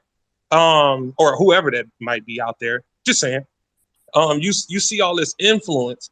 Nobody gonna hold these people accountable like that. This is why they're saying from the song, if you really dig it that way or you really appreciate it, what he say, Killer Mike could be platinum. Y'all don't want to hear no real shit. See y'all live fake lives. Not nobody in particular. We live these fake facades. This is why they get the right to shit and put it out there, because you buying it and consuming it. How can we gonna keep blaming these people for doing what you want them to do? You not going out there putting them bodies out there, but they'll tell you, and then the little man get influenced by that, put the body out there. He gonna keep rapping. He gonna keep putting his music out there. You had the guy at the Breakfast Club, and Charlamagne was asking him. I can't think of his name. The white Leor guy. Cohen. Yeah, and he was like, "Man, I got a family to feed, or a mouths to feed. I believe in people. Then why you not pushing Killer Mike out there to change these narratives? Why you not pushing that good music? Because we he knows already know that it's the media pushes the music that we have this discussion. No matter how we always come back to this same point. The media pushes the fucking music, and the music they want to push is divide and conquer and self-destruction. It ain't love, respect, humanity, and this and that. We already know that. We already fucking know that. Go ahead, Jake. Hold on, I just want to land here. So when that blockchain music Yes, comes into effect, land you gonna your really plane, my guy. yes, ma'am. No, You let gonna him really ram us. see a Let him ram difference us. with the content. Because if you're gonna remove the middleman, you're gonna have to hold the artist accountable, because it's going straight from his mouth on the record or software straight to your ear. So ain't gonna be no middleman that needed to be pushing this. So now who we gonna hold accountable? Because you ain't gonna have the Leo Cohen and pushing this agenda no more. I mean, unless the person want to go over there. But if you're dealing with the blockchain directly to your consumer and he's rapping like that, then you're gonna have to hold accountable. So I'm expecting to see a lot of people really repping what they saying, whether you're in this crowd or not. Just saying, I want to see that type of movement in action, because now you ain't got that middleman, or you won't have him. Landing gears, they're all jammed up, Sino, yeah? I just kidding. Hold on, say it again. So he said your landing gear was all jammed up. My bad. You've just been rammed. Gas All right, prices. go ahead, Jake. No, what I was gonna say was we have to, as consumers, have to take some accountability of being easily influenced. Like the media, they're gonna put out whatever, but we have to take some accountability ourselves into being easily influenced. And for example, Stephen King, all he writes is horror novels, heavily celebrated. I've never heard of anybody going out and boycotting his books because all he puts out is horror novels. It's nothing but evil and destruction. But he doesn't live that lifestyle, I'm assuming. I've never heard him in the media or, any tabloids or anything like that. But he's still heavily celebrated. People still go out and buy his books. You know, I've never heard of nobody committing any crazy murders or a string of murders, and they attribute it to they had a stack of Stephen King novels in their room. So, you know, it's just a point. Just wanted to throw that out there.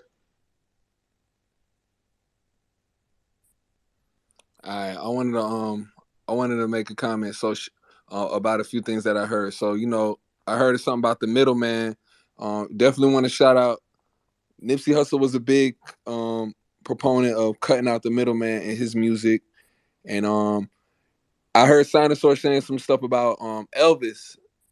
So Elvis, I watched the Elvis movie, and I think that everybody should watch it because I didn't know his influence, where he got. He paid respect to black people. He grew up in a black community, so I wouldn't necessarily say that he stole rock and roll. He just became the face of it. They made him the face of it. That power structure, and he really loved it. He did pay homage to based off what I was seeing to those greats that came before him. So I just wanted to put that out there with Elvis. R. Kelly, I do agree. R. Kelly has been singled out. I do think that there may a lot of these things that's being brought out about him may or may not be true. But you got a whole bunch of people who have done what R. Kelly have done, and R. Kelly is becoming the face of that shit, and it's not right. You know what I'm saying? So I wouldn't slander him as much. You know what I'm saying? Because his music is R&B, so he never really sang about killing nobody. A lot of his music was uplifting or was sexual. You know what I'm saying?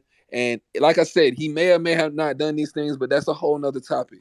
Um, and about the easily influenced with what Jakes was saying, yeah, yes and no, because once again, there's a power structure that's putting the shit out here for us to digest, and it's all negative. TV is all negative. Music, on the mainstream level, it's all negative. If we want to go get the positive, then we actually got I to go agree. get. Negativity sells. I agree with that. Yeah, it's like, and like I said, me and you, we strong-minded individuals. We know how to go get it, but to the person who's in this matrix and don't know shit about nothing, they gonna take what's given to them, and society has created it to where there are servants like these elites.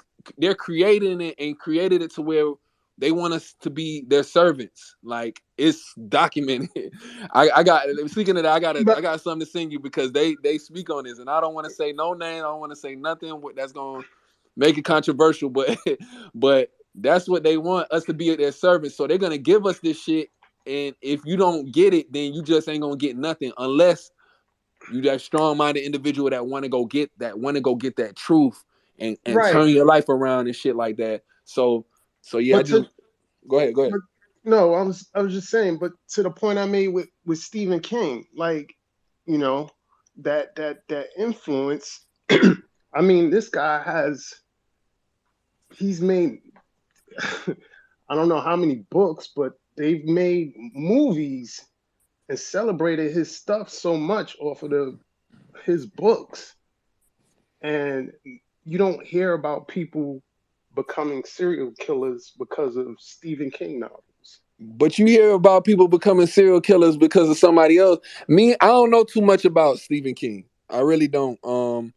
And I never read any of his books. I heard his name, but there's other people that are in the mainstream that have influenced people to become serial killers or become something that's not common. You know what I'm saying? So like it's with the Stephen King, I hear you. I do hear you, but he's like one out of a whole bunch of people that's mainstream that didn't make the cut. You know what I'm saying? Like, so I mean, it just makes for a great discussion, but I'm a wholeheartedly disagree, but I hear you, bro. I truly do hear you, bro. And I know me and you, we go back and forth on a lot of things. I hear you, bro, because a lot of people got that mindset, but I feel like that it's deeper. It's deeper than the surface. It's a whole power structure that's developed for it to be like this. That's how I feel. I like how you guys brought up Elvis because he did pay a lot of homage to a lot of the music influences that influenced him, especially for his song Hound Dog, which the originator of that song was a lady we called Big Mama, Sister Rosetta, who was one of the first ladies who had influenced Elvis in his music. It came from a lot of those times, which it's pretty awesome of him to be able to do that in a time of such great turmoil within our own nation. You know what I mean? But he paved the road for a lot of these people and gave homage to a lot of where he was influenced from. And you guys Yeah, should watch that movie of about um the Baz Luhrmann's Elvis movie. Yeah, you guys should watch that because it does really open up a lot of what a lot of people don't know about his story and Hey, stuff. hey, hey, you guys, give me 2 seconds. Sorry, I don't mean. War Tuttle, check your Twitter DM. yeah, Elvis. Yeah, Elvis from the hood, man. I was very surprised by what I seen from From that movie. Memphis, bro. Like, nah, he's from some. Yeah, he grew up around black people. So and it show in the movie where he performed in front of Little Richard, the dude who essentially created rock and roll. You know what I'm saying? The first rock and roll star. You know what I'm saying? And they co-signed him. You know what I'm saying? So shout out to Elvis. And maybe that was maybe that was their way of punishing him, because even in the movie it showed where his moves the moves that he did gyrating and doing all of that stuff, they took that away from him. They took him to the army and all of that, and they made him switch up his whole style and swag. And it led him to more fame, but it's like he can't it wasn't him. You know what I'm saying? So it's like, once again, that power structure is deep. It's deep, but it's that if you're into music, that's a movie that I recommend everybody go see, that Elvis movie. That one and the one about Bob Marley is another good one. Oh It's yeah, yeah, yeah. I gotta watch that two again. different worlds, and it speaks the same. Yeah, more artists. Yo, Bob Marley, he's like the greatest, because he's one of those artists that really practiced what he was preaching. He was going against a whole political regime in the islands, and you go back and listen to his music, it still resonates with today. And he was talking about it in his interviews. It wasn't no contradiction, no hypocrisy. Nigga, that shit was just straightforward. Like, and I'm and, sorry, and sorry, but I just wanted to say this. Yeah, go ahead. exactly. He literally had to have a lot of his music signed by other artists to make it like it was theirs and not his, because of the contract dealings he had with his old employers. I mean, and from what you're saying, from not just that, but also to the turmoil he was going on with his people. But yeah, sorry, Shiber. Nah, you good, bro. You good. Yeah, Bob Marley, that's one of my top artists ever, bro. But Like, but he was also a womanizer. I mean, but what what that got to do with anything? Shit, he better be. He better Bro, be, hey, nigga. I ain't Shit, gonna. I wouldn't want to be nothing else. Shit, I'm a You see womanizer all the too. kids he has and all the music they make, it's crazy. Yeah, Shit, I'm not gonna lie. I'm not gonna go against that. his one of his sons is my favorite artist right now too. Damien, they be going hard. Nah, I met a lot of them here in Hawaii. They collab with a lot of my friends on music. Pretty awesome people. What did you think of I, Distant I just Relative? I just said that because that's his personal life, you know. Oh shit. So, Jakes, that's Hey, let me ask you about Bob Marley's songs. How about Julian Marley? Is he also someone you're listening to? Julian? Oh, Julian, I'm not too fond of him. I really just I like Steven, the other one who's on medication with Damian Marley, but Damian Marley is outside of Bob, I do I fuck with Damian Marley, but the one who's on medication with Damian is good too. He actually sounds like Bob Marley. That one. Yes, Cyber. Sweet. You have to check more into Damien then. Thanks, Lemmy. Yeah, listen to Stony Hill, bro. That's one of the hardest reggae albums I ever heard. Like after 2000 type shit. Like that shit is hard. Stony Hill. Yes, Cyber. Yeah, like I know, yeah, we gotta like, watch what our kids listen to and talk to them about it. Like, and then there's discernment, but there's a lot of sneaky shit out there. And what I mean by that is, those old pictures that was a bunch of patterns and you had to cross your eyes in order to see the pop out, right? So, you change your vision to be able to see that. You can do the same thing with your ears. And there's a lot of subliminal like lyrics out there where, for example, I don't know which group had it, but I was listening to this song and they were saying something like, let's party hard, yeah, or something, right? But if you would listen past that, you would hear, let's fight. And then I looked at my friend and I was like, am I hearing this right? Is there like words behind those other words? And he's like, yeah, I'm glad you caught that. Let me tell you something. Every time I play this song at a party, someone starts fighting. And that's crazy. The subliminals are out there like that. That's how music is. But this is the Marley's I listened to besides Bob was Ziggy, Kimani Marley, and Damian Marley, which Damian Marley is also known as Junior Gong. But music has an effect like that, Cyber. I'm a boxer. I'm a fighter. I listen to certain music when I train, when I'm sparring, when I'm hitting the mitts or hitting the bag. I'm listening to hardcore music that's gonna pump my blood. I'm not gonna listen to reggae, or I'm not gonna go listen to some my Hawaiian reggae music that's gonna make me feel all good and mellow. I need something to get my blood going in. That's why I listen to like Down with the Sickness and shit. You know what I mean? Well, I'm not gonna listen to some country ass music while I'm freaking punching the bag or punching someone's face in. You know what I mean? It's music, man, has a lot of effects and a lot of subliminal messages in there with certain music. But when a music, man, moves the soul, I culturally, man, I love music. I'm not gonna lie, and all types of music. But it is crazy to see how some music are used to control, um, even on a level as a psychiatric level in stuff like that. There's been study cases from the 1900s, from before our time till now, that had very extensive knowledge of how to use music to manipulate and stuff like that. It's crazy.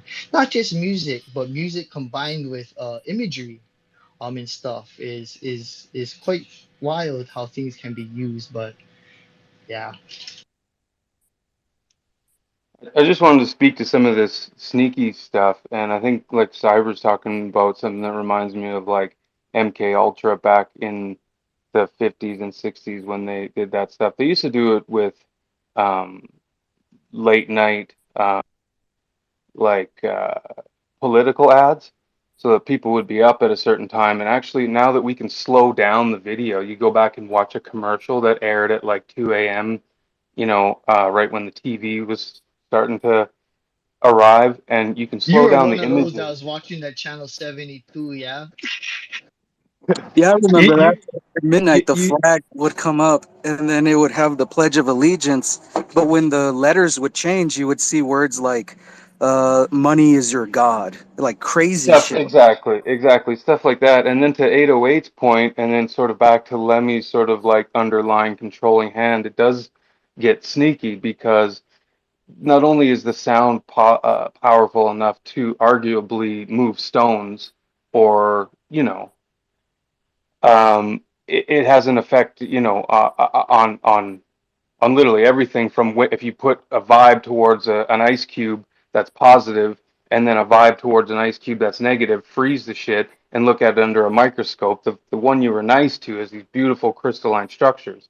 I didn't actually come in here to mention that, but the underlying, the thing I came to mention was where it gets sneaky is even when, you know, art in the like artists, I gotta go back to painting again because what the Americans did in the 50s and 60s is one of the most celebrated artists, Jackson Pollock, was actually use his idea of freedom and free thinking, painting and designing of it to win the war against or to fight the war with propaganda as this was America's freedom because what was coming out of the cookie cutter, box cutter communist party was a very structured house, little kids at the dinner table, proper suits and stuff. And so when America needed to convince its people that we were free and this was a land of the free, they allowed an artist to sort of maintain his freedom within this power structure Lemmy's talking about to influence the idea that to affect public opinion. So not only are there artists that are manipulated to say do this and do that, there's other ones that'll say, well, we're gonna, you know, go find out what a Jackson Pollock is worth in the Guggenheim. Like, well, he had the freedom. He was allowed to paint what he wanted artistically, but it was maneuvered in a way to manipulate the public opinion and you know the shit. Now I lost it. But yeah, like so, sneaky is all kind. And by the way, Jakes, that's probably the. I can't even. I want to find an argument for the Stephen King thing. The only thing I can think of, because it's the best example I've ever heard for the topic. But like maybe it's just the way we absorb the content, and I don't think that's a strong argument either. Because if you read, books are powerful, right? If you read it, you digest the information different than if you were to listen to it. It creates a different sort of, you know, so I don't know why. It's a very interesting example. I'm up. I like how you pointed out how we ingest what we take kind of thing. But that does play a big, powerful part on how we see things and how we take in things at all many levels. You know, I mean, we see manipulation happen everywhere. But the best thing we can do is prepare ourselves to be able to digest and understand what we listen to, what we hear, what we see. You know what I mean? It's yeah, I like how you pointed that out.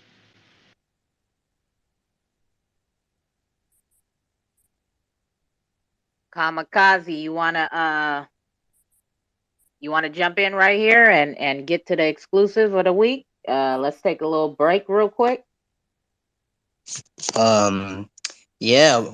Before we even get to the exclusive, I was thinking we'll play a track in between, but um, Oh, okay, yeah, okay. yeah. You should check the DMs. I think I sent it through. But yeah, I was because you know, we were speaking about all this music and stuff. So yeah, I feel like the ripple effect is taken into place a lot when it comes to artists who don't, you know, practice what they preach. It all like, you know, it influences the people that listen to the music, but then they not affected. The person who makes the music, the artist who makes the music at the end of the day does not get affected, but you know, the people who listen get affected. So it's a ripple effect overall. So that song came to mind, and yeah, I just thought, yeah, let's play that in between before we continue, you know, the conversation and get to the exclusive track. All right, all right. So the reason why this is not an exclusive track is because this has already been played before right here on the Wake and Bake Vibes. But it's the only place you can hear it. So in case you have never heard it, it's exclusive for you. So this is by our guys Lemmy and Kamikaze, of course, and yeah, you know, streaming it right here live off of the Sonar Muse platform. So here you go with the ripple effect.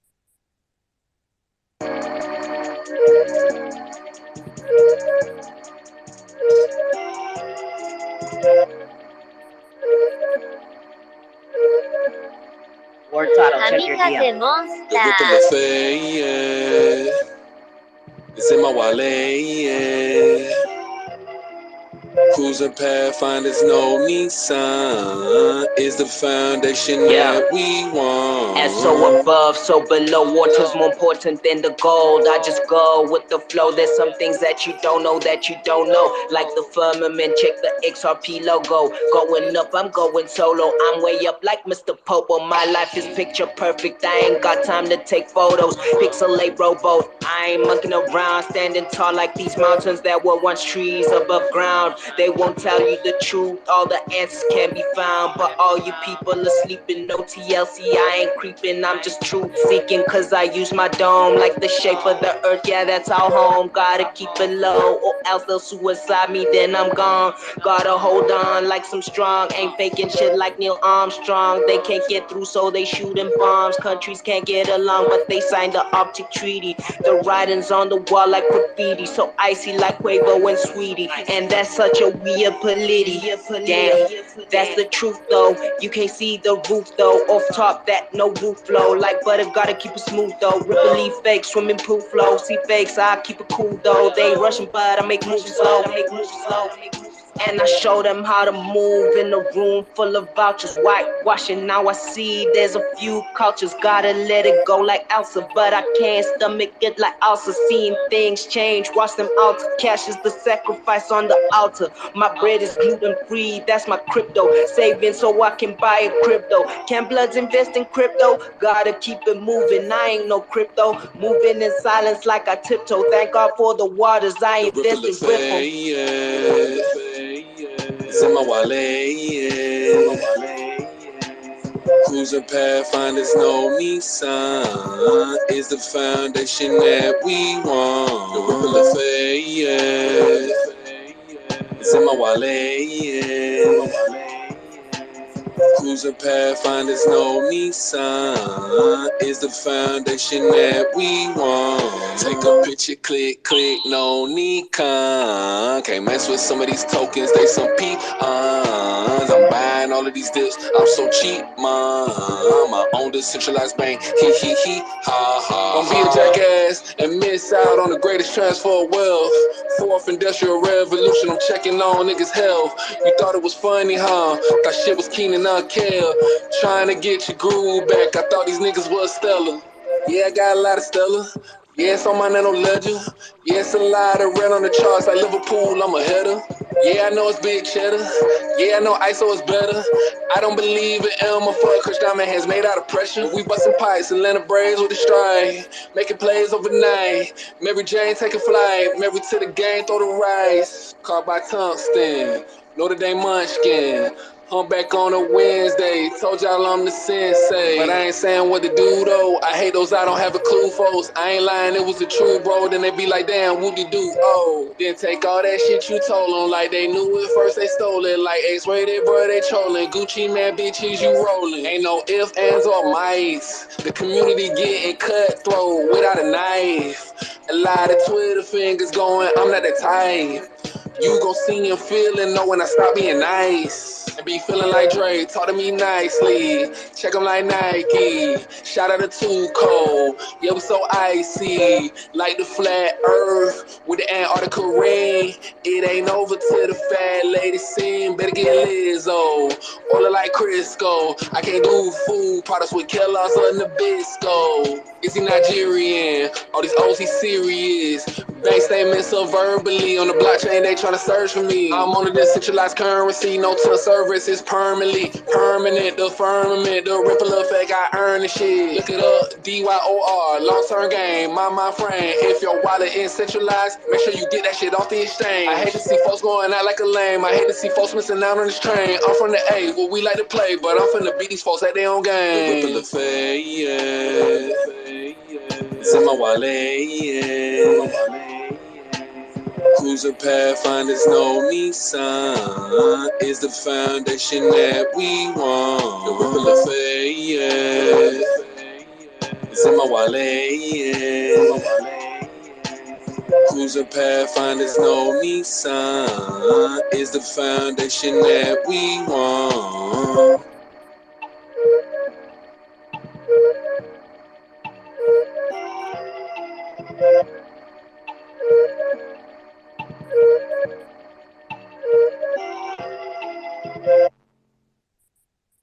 There we go with the ripple effect by Lemmy and Kamikaze. So, back to the conversation at hand, right? It Wait, was wait, getting wait, real wait, wait, juicy up in wait, here. way too cold. I heard Kamikaze say he wasn't a Crip, he was a Blood or something like that. I heard that. I heard that sneak diss. I heard I'm not a Hey, crypto. hey, I said, I said, can Bloods invest in crypto? Gotta keep it moving. I ain't no crypto, so I'm not a cripple. That's what I was trying to say. It's not. It's no. No Hey, look at sneak this this. fake thug Tell with him his clean white his emojis. Look at ears, this fake Lemmy. thug with his white emojis.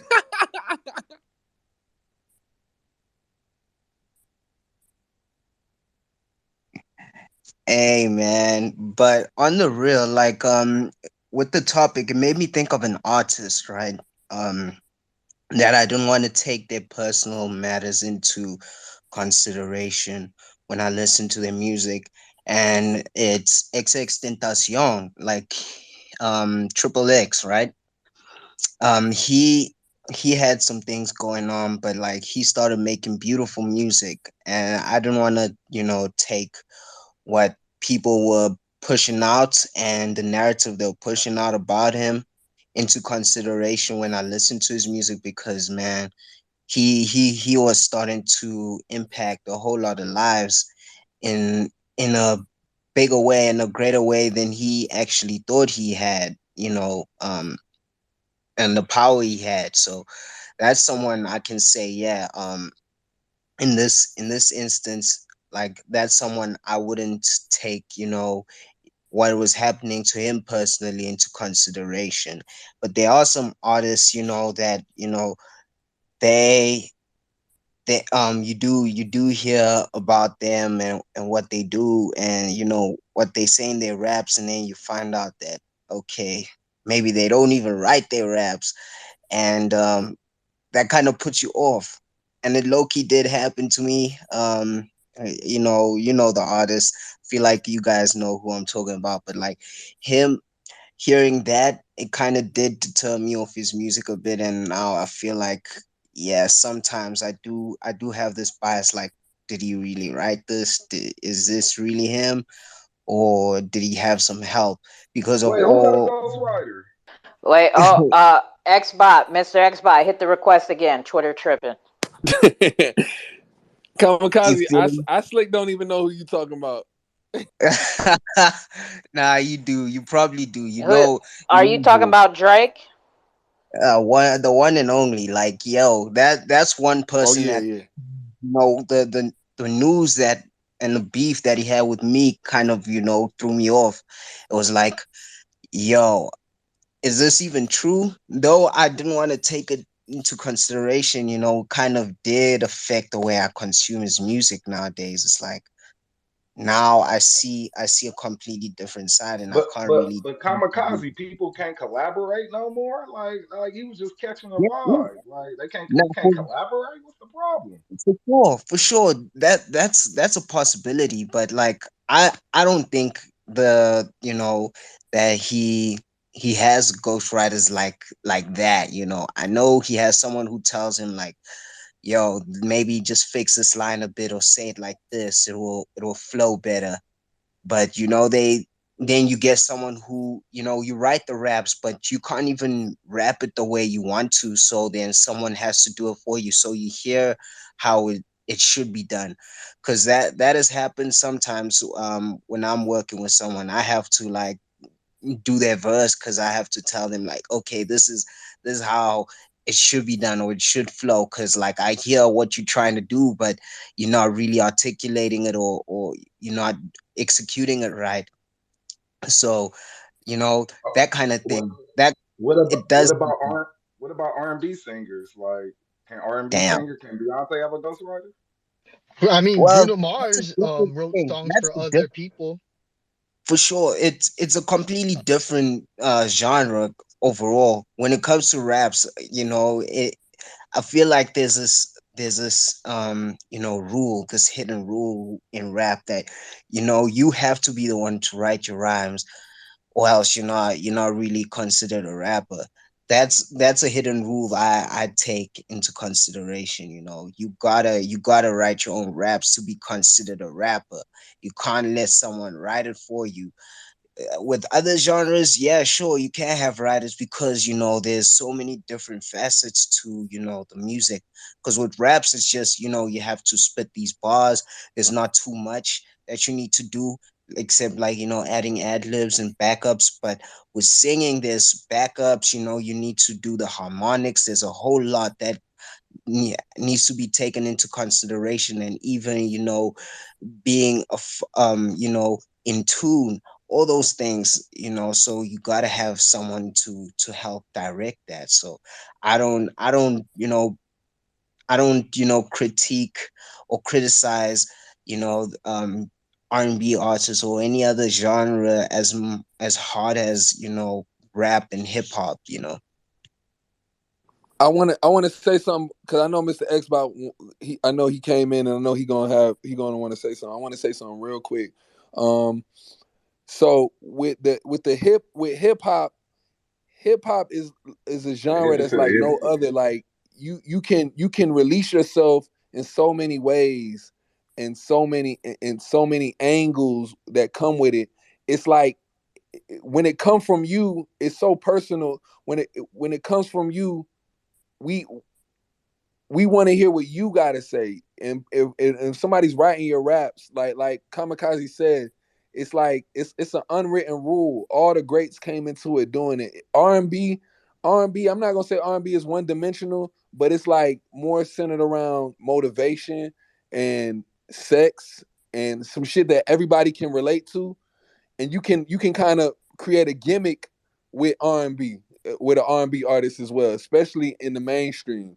Now if you some independent R&B artist that's getting this shit off and spitting out your life, it's cool. But like rap got so many facets to it where it's so emotion based that we want to hear your story. You know what I'm saying? Steak was saying it early. We want to hear your story. You dig what I'm saying? So like that's really important. I wanted to hop on something else, but I forgot. But what up, Mr. Xbot? You ready for this discussion, man? Yeah, is the topic the pinned tweet at the top of the jumbotron? Yeah, yeah, yeah. Okay, so I think it just depends on what views or what views or personal beliefs that we're actually referring to, because there's a lot of artists that I may not agree with the lifestyle that they may live or do, but I listen to their music. But then there's a lot of people that I wouldn't listen to their music.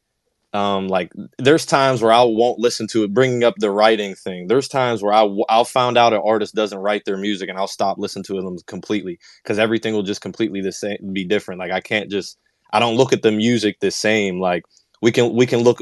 I hate to use 6ix9ine as an example, but when 6ix9ine first came out, man, I don't care what no one says. Every weekend he was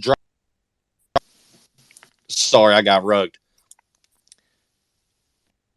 I got rugged. Every week, you No, hear me? Do you yeah, hear me still? we can Okay, hear okay, you. cool. Someone called me. Every weekend, this man 6ix9ine was dropping a banger. Every single weekend, every song was a slapper. I don't care what no one says. Preach. If you Preach. disagree, you don't understand. This man was going crazy. Yo, the young niggas loved him though. He was I going was like, crazy, what's man. He going was going on right crazy. now? I don't care about the image. I don't care about the hair. I don't care about the goofy stuff. But when he was really dropping music, it was crazy. But then when we found out it was all cap, we threw all of that out the window. Oh, that was trash. It was crazy. That was none of the, no, it was no, we don't care about none of that anyway.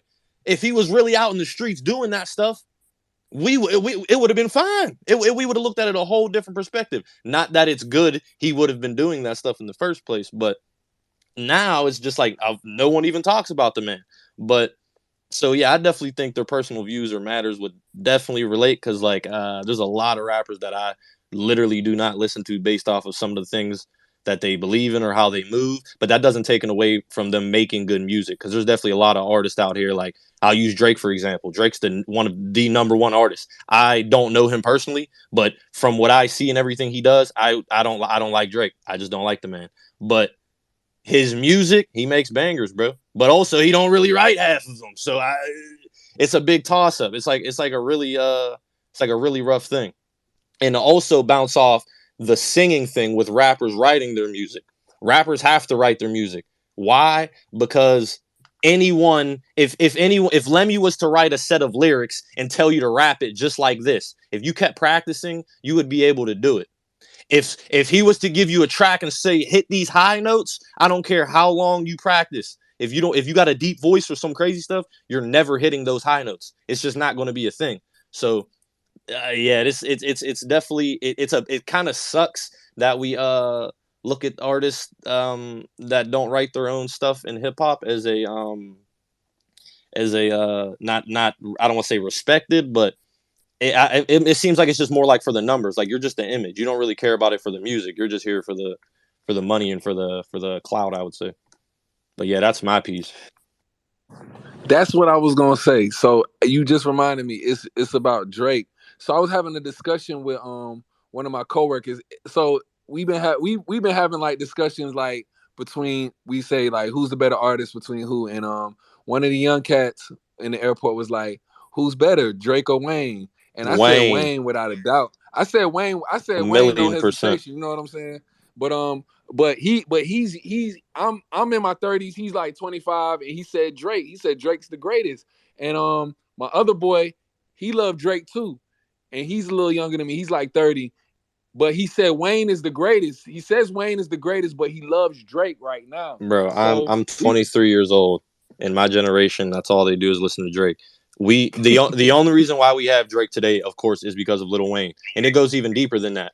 Lil Wayne drops Carter 3, last song, Don't Get It. What happens after he drops that and spills all the sauce about all the crazy stuff that's going on in the black community? Lil Wayne goes to jail. And then who's on top now and takes over Lil Wayne's spot? Drake. It's deeper than that. That's what I'm saying. It gets way deeper than people think it really is. So I never looked at it like that. Oh, it's crazy. If you listen to Don't Get It, one of the greatest Lil Wayne songs of all time. Please, Lord, don't let me be misunderstood. Banger, man. And at the very end, there's like 6 minutes of him just talking about how the government is screwing over the black community. And after that album, Carter 3, Lil Wayne went to jail, was deemed a drug addict, crazy. He was looked at like they completely tried to throw this man under the bus. And who took over his position from there? Drake. It was Drake. Well, we all got Disney to thank for Drake. Of course. Boy, dude in the wheelchair. Disney now. Nah, but so we was getting deeper into the discussion. He was like, man, Drake don't talk about nothing that's destroying our community. Cause I brought up the whole Ye thing. Cause every time they bring up this just Drake shit, I bring Ye up. You know what I'm saying? I'm like, yo, Ye is greater than all of them.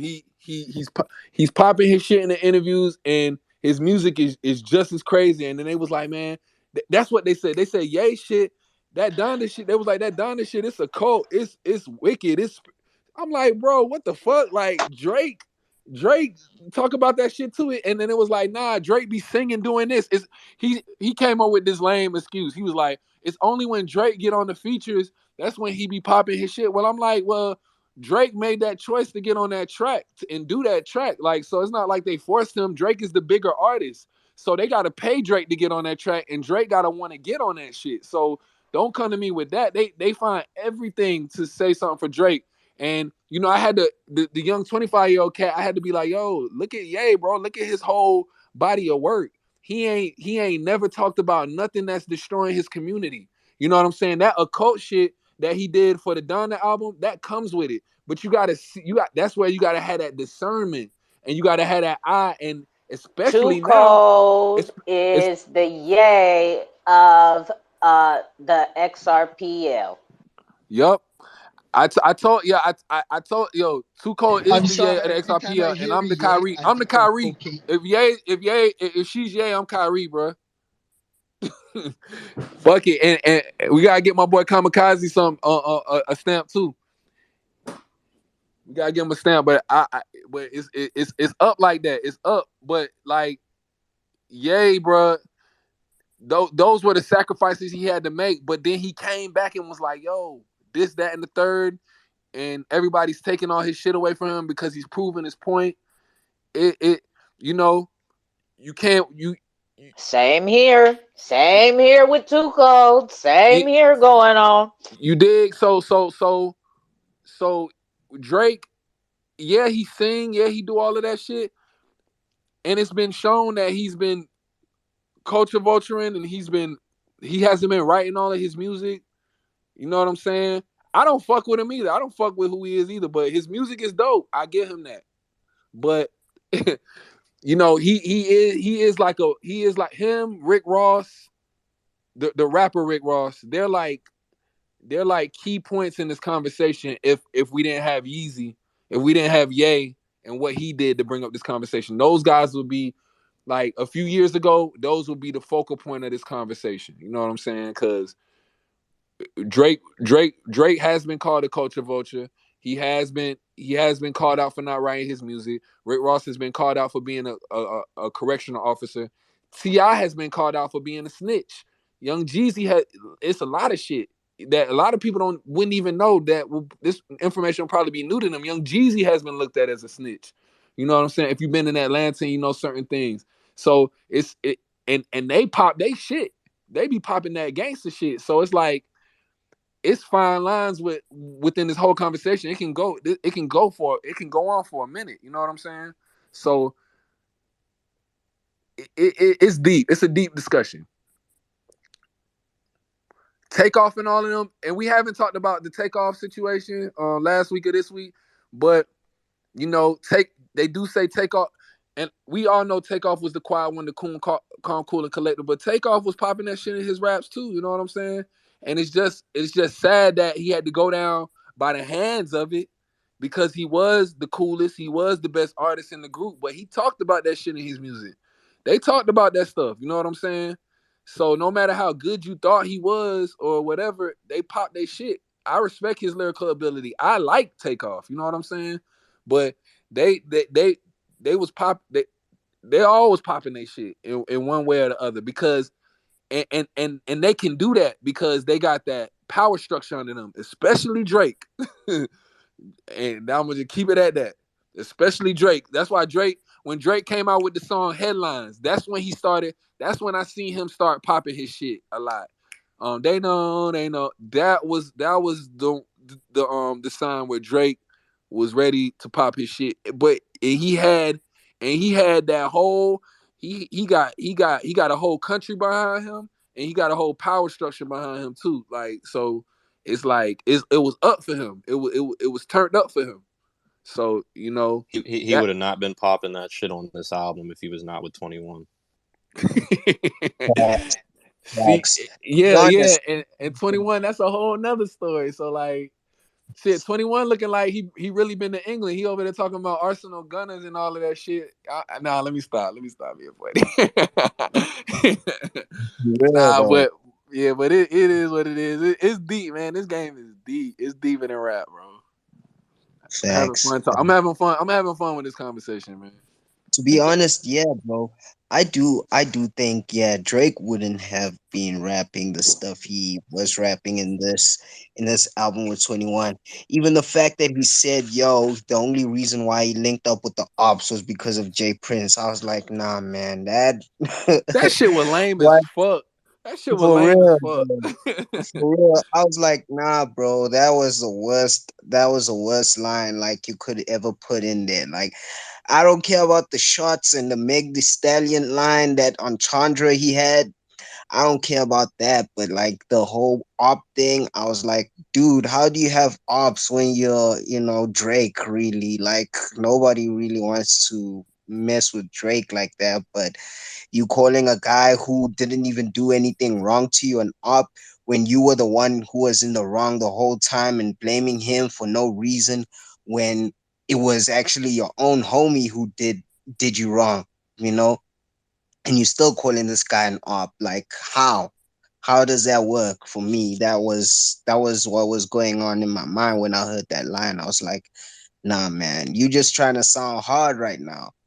Though I do respect him as an artist, but like, why would you say that? You know, those kind of things. It's just, it's not really gonna make you seem hard anyway. So who brought up the topic of subliminals? Like who said? I want to give them credit real quick. Um, I forgot. I think Anyway, I think it was Steak, or it could have been Token. I just or one of the Cyber. It two. was either Cyber or Steak, but yo, Drake is probably uh, as besides Jay-Z, Drake is the most subliminal rapper I've ever seen in my life. Like, and a lot of people's lives have been at stake because of his subliminals, and he raps certain shit. One in particular, and this is on Google. This is on Google. Like, this is not just me talking out my ass. It's a song called "I'm Upset," where because XXXTentacion was going at Drake's neck and he was going at the Migos neck. I don't know if y'all remember that. Wow. Next, Yeah, Triple X. He was going. I don't want to get. I don't want to get it mixed up with my boy X-Rated. That's why. Well, he was going at they necks, bro. And Triple X was like a young dude wilding for respect. He was getting it, and you know, it was getting out there. He called Drake out on his culture vulture ways, and it was getting out there. It even got to my attention. I started to pay attention. I was like, I was like, You know what I'm saying? He was going at Takeoff neck and all of them. And then next thing you know, I'm Upset come out. XXX, Triple X is dead. I'm Upset come out. I see subliminals talking about Triple X, SMS. Like, what the fuck? Like, me as a rapper, I'm like, huh? Like, I'm even shook. I'm scared for my life, goddamn. I'm like, oh shit, these niggas knocking niggas off. Like, that's how I'ma see it. Like, coming from where I come from, nigga, you sending shots, bro. Like, I listen to this shit. Niggas be sending subliminals, bro. Like, and that's just one of the many. You know what I'm saying? Like, and like I said, that power structure got him covered because if and I'm gonna go into the race. If nobody gonna do it, I'm gonna do it. If he was black, niggas will be going to war. You know what I'm saying? They'll be trying to knock his head off for real. Like, they ain't even caring where you from with it. If he was black, and I'm gonna just leave it at that, because that's Me what. the time. Yeah, Shmita time. Yeah, Shmita time for real. It's like we all know what the rap game is built off of.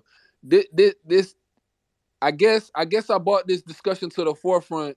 It's not even to expose the artist. It's to expose that power structure that everybody's under, because that shit is dictating. It's dictating all of this shit. It's dictating the whole world right now. You know what I'm saying? So, hey, Wolf of God, go ahead, bro. Do your thing. Yeah, thanks, Lemmy. I just heard you was speaking about Lil Wayne and things like that, because I listened to him also a little bit back in the day, but he haven't released anything in a while now. Do you think he is still active, or do you think he has been attending to some occult teachings What? and things like that? Well, he did sell his catalog for a couple million. You know, Lil Wayne has done enough. Like, when I look back at what Wayne has done for the game, you know, besides his content, just from a hard worker, or I do a lot of the things that I do because of Lil Wayne and Max B. Their work ethic is insane. Like, you know, they drop music after music after music after music, and they leave it all out there. Like, hypothetically speaking, I don't want this to happen to Wayne, but let's say Lil Wayne can't record music no more. He got enough music for me to hear. I can go back to all of his mixtapes, albums, and just appreciate what he did for us, even in the prime of my life. When he was the best, he came out, said he the best rapper alive. When Jay-Z was right there, he didn't give a fuck. You know what I'm saying? So I really do appreciate Lil Wayne, man. You know, he was with the Birdman. He was a childhood star. You know what I'm saying? He was slick born into this shit. So, you know, he couldn't really dictate his way from the jump. And they like to get you when you young. You know, I've been 21 Savage did a post on Instagram and said nobody in his freshman class could beat him in the verses. And designer, I fuck with designer, by the way, too. I'm saying this to say I fuck with designer. So he came out and he did his thing. He like 2021 said he did a little freestyle and shit. And designer's a funny dude. So designer had the Are number you one saying song that in the because country when he was Panda's 20 here? years old. So they caught designer when he was young. And Panda was hard. Yeah, he sounded like Future. It threw a lot of people off, but that's how he talked. And I was paying attention to designer when he first dropped. I was like, oh shit, this is how he really talked. He really from the streets. You know, he really got shot. And you know, he got shot. He been through a lot. So when I hear him spit it, I'm like, I believe him because this where he came from, and he's still growing. And I even listen to some of his songs. I love his energy. You know what I'm saying? So it's like, but I don't want to get off the Wayne thing. Wayne's influence is incredible, bro. I don't know what he's doing right now, but he did sell his whole catalog for over $100 million to the label.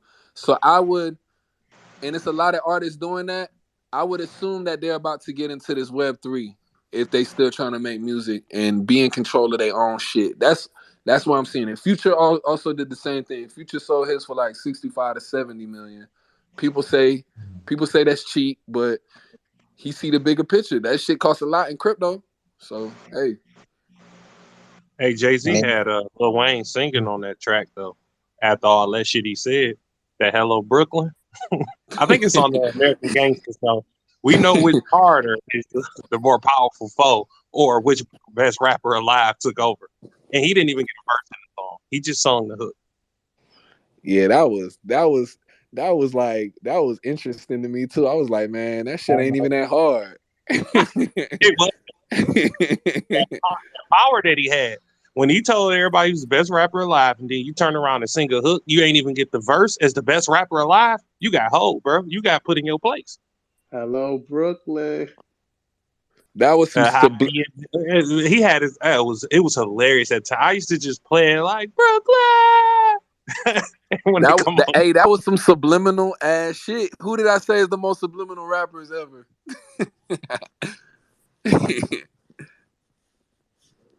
That was some deep subliminal shit.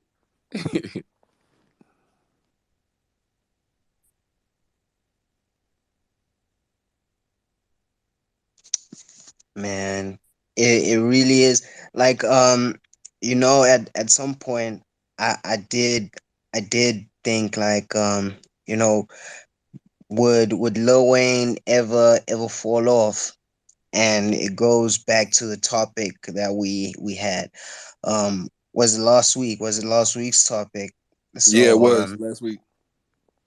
you know, I don't think he fell off. I think it's just about the relevance and the times that we started to get into. Lil Wayne, of course, him coming out of jail and all of that, it slowed down his trajectory. It moved it into a different direction because he had his run. He Let me was having PM. years, so it kind of slowed it down. So that's what kind of put him down. But I think Lil Wayne could have still been hot if he continued, because he's still, like, even to this day, I think he is planning on dropping another album, to answer Wolf God's question. Yeah, he might be dropping something. Apparently he's gonna drop, is it the Carter 6 is or the Carter 7? I can't even remember. Like, I can't even remember which Carter we are on now. So yeah, I think he's gonna drop another album or something, apparently. So I forgot another big thing that swayed a lot of the media and the audience away from Lil Wayne was around the time when he was locked up. Or I don't remember if he was still locked up or just getting out around the time. But we had Young Thug actually take the album name and then drop Barter 6. That was like, that changed the game. Oh man, Barter 6 was hard as fuck. yeah, that's what I'm saying. What you talking about? I know it changed the game literally. And then we got all SoundCloud rappers. So I got two things I want to share. So I'm gonna Nah, go on hold Thug up, first. hold up. Before you even continue, I Go ahead, gotta bro. give a shout to all the SoundCloud rappers, like the pioneers of this new wave. Like there's a group that I really gotta give my give them their flowers, in this Metro Zoo. Like shout out to the guys in Florida. Those guys kind of paved the way and started Hold this on. new. King Surfer, go ahead, hit the request again. I couldn't bring you up because I had too many people on the mic. So go ahead, hit Surfer.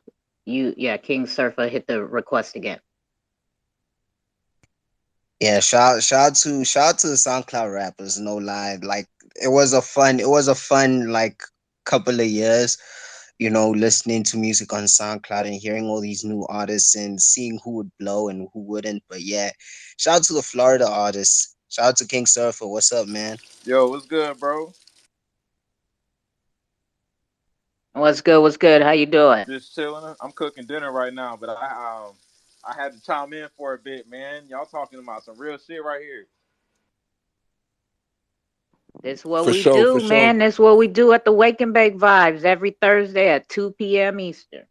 Hell yeah, I fucks with it. But hey, man, I hear y'all talking about Lil Wayne, Drake, and all them, but I don't hear nobody talking about Andre 3000, man. Hey, Kanye too, that's my dog. But Andre, bro, Andre is one of the realest artists to ever come up out of the South, bro, in the whole rap game, period. And he basically made up my whole like start of my childhood when it came to making music and listening to rap and stuff like that. So like, man, that's a real ass dude. I just had to chime in and say that real quick. But Drake, man, that's one fake ass nigga, dog. I do not fuck with Drake, dog. hey, hey, shout out to you, bro. Hey, you fuck with I Outkast as a fucks with whole, though, right? Outkast. I I fuck with fucks with both of them. I Kanye. I put both fucks of with them in the Lil same boat. Wayne. Drake, he alright as an artist. I was fucking with him heavy when he first came out, but then he exposed himself. And it's like, bro, you don't already grow up, bro. You should have been grown by now. You should have left all that street shit. How you go backwards? You started off like on some grown man shit, and now you on some like you sound like a child right now trying to diss niggas and shit left and right. Like, bro, sit your ass down somewhere, man. He sure ain't want Or that smoke with Pusha T. are we Had him still out there gonna calling him are a we white still woman. gonna are we still gonna act like Drake's first like hit was not stolen from Soulja Boy Right, still? right, exactly. This man been stealing since fucking day one, bro. This nigga stole from me. Bro, tell me how I got You Only Live Once tatted on my fucking chest when I was 18 in 2011. This man gonna drop YOLO, the motto, fucking months after that shit, bro. I'm like, what the fuck? This is some crazy shit, dog. Everybody talking about, oh, you got that song tatted on your chest? Nah, nigga. I dropped a whole mixtape called YOLO in 2010, nigga. The fuck? We don't believe you. You Prove don't it. you don't have to believe me, bro. It's on that piff. It's on that piff. Yeah, Look up shout out. Recano. Look up Yeah, Recano. shout You out, only shout live out to once. King You Nah, gotta Surfer, look it man. up. I'm messing He's with you. good. I'm messing with you, dog. I'm just. Shout out to Surfer, bro. Shout out to Surfer, Yeah, bro. bro. Nah, He's yeah, I real. fucks with y'all boys, Hell man. yeah. I've been listening for a minute. My boy Kamikaze Masuda, he got me signed up to the website and shit. So I'm fucking with it. That's what's up. Oh Hell yeah, yeah. that's what's up. I was I was just about to ask you that. So yeah, next week or if we He still said, "You rocking don't for have to believe me." or if we still rocking for a bit longer after the exclusive track, if you want to send me something to play, we'll play your music as well, right? Because this is Yeah. what it's all about. Yeah, I got you. Bet that up. But yeah, man, I'm still mad about that shit. But yeah, I agree. I agree with basically everything y'all been saying, man. Y'all keeping it real up in this chat, man. I've been listening, vibing, and that song y'all made, that shit was dope too. Shit, Yo, we got this every Thursday, bro. Come through. for sure, man. But I'm cooking right now. Shout out I'm to King cooking some Surfer. curry food right now for the kids. So I'm gonna put myself on mute real quick. I'm gonna let y'all chop it up. Yeah, For he's sure. been in the game for quite a while. Hey, like he's been here. Like, yeah, I do know him from when he used to be called Palmetto Wave. Yeah, yeah. That's when I knew about him. So yeah, man, like he's been in the game for a long ass time. Like So 10 I do years, believe. Yeah, bro. I got he like got that. 36 projects dropped, bro. You know he official. He got that blue check mark.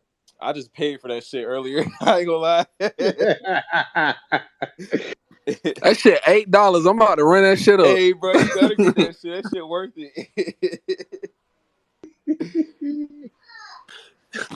That shit $8, bro. But all right, y'all boys, I'm gonna follow y'all boys. For sure. Hey, shout out to you, my boy. Hey, shout out to you. Word. So- Shout out to Andre 3000. Shout out to the whole Yes, Outkast sir. Big Yes, Boy sir, too. You bro. dig? Andre, bro, that's my dude, bro. I could recite almost every song that nigga spit. Hey, Big man, Boy don't too, sleep on bro. Big Boy. Big Boy hard Yeah, too, man, Big Boy. I'm about to say Big Boy raw too, bro. Cause still to this day, some of his flows is like unfuckwittable, bro. I can't even keep up with some of that man's flows. Still to this day, like even the Miss Jackson flow, like how did he spit that shit? Like that, they talented, bro, and they the most dynamic duo of all time, period. And Andre, bro, that's the GOAT, bro. That's the GOAT. Like him and Lil Wayne, that'll be a good debate. I would say Lil Wayne's a good. He definitely like top, like top. But it would be hard to decide between Andre and Lil Wayne, bro.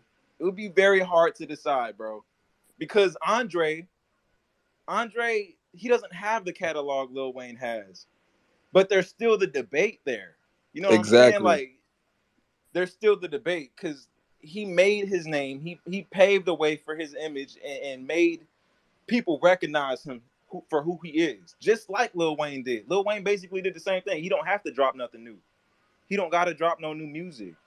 And it's like, it's not that they fell off, but it's more like they just paved the way for their legacy to continue forever because the music they got is timeless. And that shit right there, I got so much respect for that shit. Like, I can't say I'm going to bump Drake shit in 10, 20 years from now. Not to sound like I'm hating on that nigga, but after, like, nigga exposed himself, you can't really respect that shit. And it's like, when it comes to making music, you got to respect the person that you listening to, because what are you listening to if that's the case? You know what I'm saying? You just listening to some fly shit. That's all. Right. You just listening to some fly shit and you're not really like, I don't know. Yeah, Hey, sir, that was part of the conversation earlier, man. Right. Like, you know, I think is if you're an artist, I guess it's different. But for somebody who's not an artist and just a casual listener, like I could listen and just, you know, leave it at Hey, that. Surf, did you stop to pay for your check mark already? Because I can't see it anymore, the check mark. Oh my goodness. Yeah, let him rock. Oh, you talking about my check mark? Yeah, Yes, it's only for me. It's shit, gone. they Or... done took it away from me already. See, I done spoke my mind and talked about Drake. See that? They already coming after me. Oh yeah, $8 is up.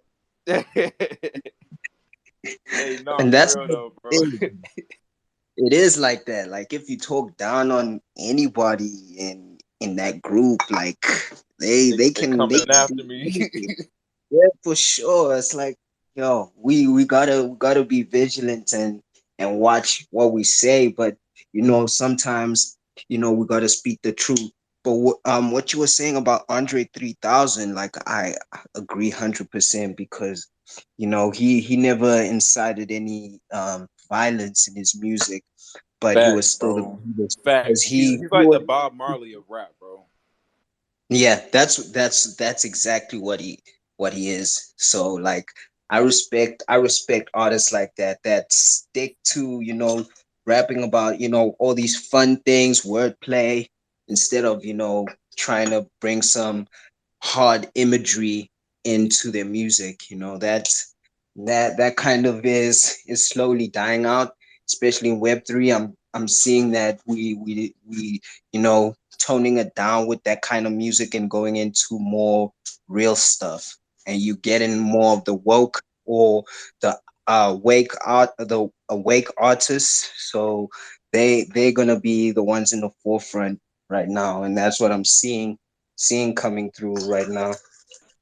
Facts, bro. That's why there's like this new generation of hip hop that's coming up and emerging. Well, it's been bubbling for a minute, but like you got artists like like the underground artists like Currency, Larry June, and I'd say that their genre is more of like a lifestyle rap, where they rap about what they do and they show and prove what they do in their visuals and in their life and in everything that they do on social media, and that there develops an audience and a fan base that's more than fans. They're like super fans, bro. That like they got Cult faith. following, cult following. Right, a cult following, bro. Kind of like basically what Kanye got, bro. But like, cause Kanye keep it real, bro.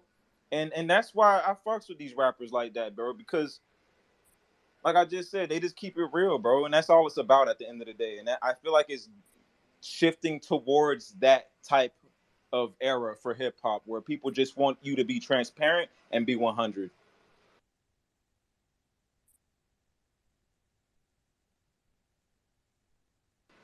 Cause all that other shit, that shit getting exposed and that shit dying out. You could be as talented as you want to at the end of the day, but that shit ain't gonna last long, bro. How All long do right. you think the transition's gonna take, like, for this new wave to fully get into effect? Shit, I don't know. As long as it takes for fucking people to start realizing what's going on. That's what it takes, is for people to start figuring out shit on their own, basically. Cause you got a lot of sheep out here that just like to listen to music and shit. Like they don't care about who they just listen to the music for what it is. Like if I hadn't became an artist, I probably wouldn't even be on this topic right now. So it takes a lot for people to get to this level of understanding when it comes to what you're actually listening to. Because I got friends, they'll listen to, no disrespect to NBA, but I got friends that bump his shit heavy ever. And it's like, what are you really listening to? You're a grown man. I can see if you're a little kid just listening to that, but you're a grown man listening, and he's the number one artist. Like he's selling more than Elvis. That shit's crazy to me. Shit And it's like, crazy. I what do don't you even listen really to him. what are you making though? But have you listened to his music? It's like this man raps about death and pain, and he got a few good songs. I ain't gonna lie, he got some good shit. But as a person, what are you listening to? I can't listen to it if it's not a grown man putting me on top of my game. That's where I'm at in life. Like I need something I could bump in the music with. I need something I could play around my kids. I need something I could drive through a rich neighborhood with the windows down and blast out my car. That's what I'm looking for when it comes to music. And if it's not that, it's childish to me. At the end of the day, I'm a grown man now, and it's like you got to grow up. And it's like the music you listen to plays a big part, because you are what you eat, you are what you consume. And it's like, you know what I'm saying? Facts. All right. Go ahead, Sino Shore, and then after this, I think we should get into the track. Oh no, I was gonna say, even though Andre 3000 already had it, he got influenced by Erica Badu. Baby is buying up NBA YoungBoy CDs or those spins. He was like the Hot Boys.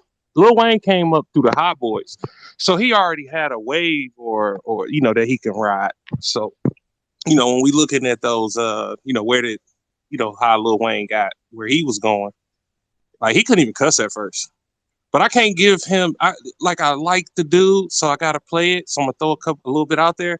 I can't really rock with no dude that was kissing no man that ain't his father in the mouth. I've never kissed my father in the mouth, nigga. That ain't gonna never happen. Like I'm not taking away from his the artist, but as a man, there's no way in hell. And he was a willing participant, or maybe he was a child. How maybe people will get to that later. But he was on the what was that? 106. No, he was on Tigger, and I think 106 in Park. Both of them was bad because one of them he kissed him, and then the other one he said, "I'm the only one he kissed." I'm like, what the fuck is this about? And I used to watch it, not them kissing, but the episodes where those came out. But I just couldn't understand, like, what the hell did that little boy mean by that? Why would he say, like, I'm the only one he kissed? Like, because they was talking about the grill and all that. And then when he was in the basement, he didn't want to kiss that man in the mouth. Baby was, I don't know, like we blame R. Kelly, but god damn, Lil Wayne had to go through all that to be himself. I mean, to be who he is at later dates. But he rode that hot boy wave. They put him right in the middle of that era that he was in. So to me, like I said, he got his CDs and his vibe, but I whatever, like I'm not. Mm-mm. But Andre, when I was listening to Idlewild, even the movie, like you can't fuck with him. I gotta place him leaps and bounds way above Lil Wayne, because not only was he acting, he wrote that. I believe he wrote that music that was in there. So how the hell do you act, sing the songs? Like that dude's just fucking amazing to me. Like I don't pursue all his music, but when I need to, my brother, he put me on all that. He can come in here, but it's just he don't do Twitter Spaces. He's 40-some years old, but he's not gonna do Twitter Spaces. And like I said, Baby bought by those spins.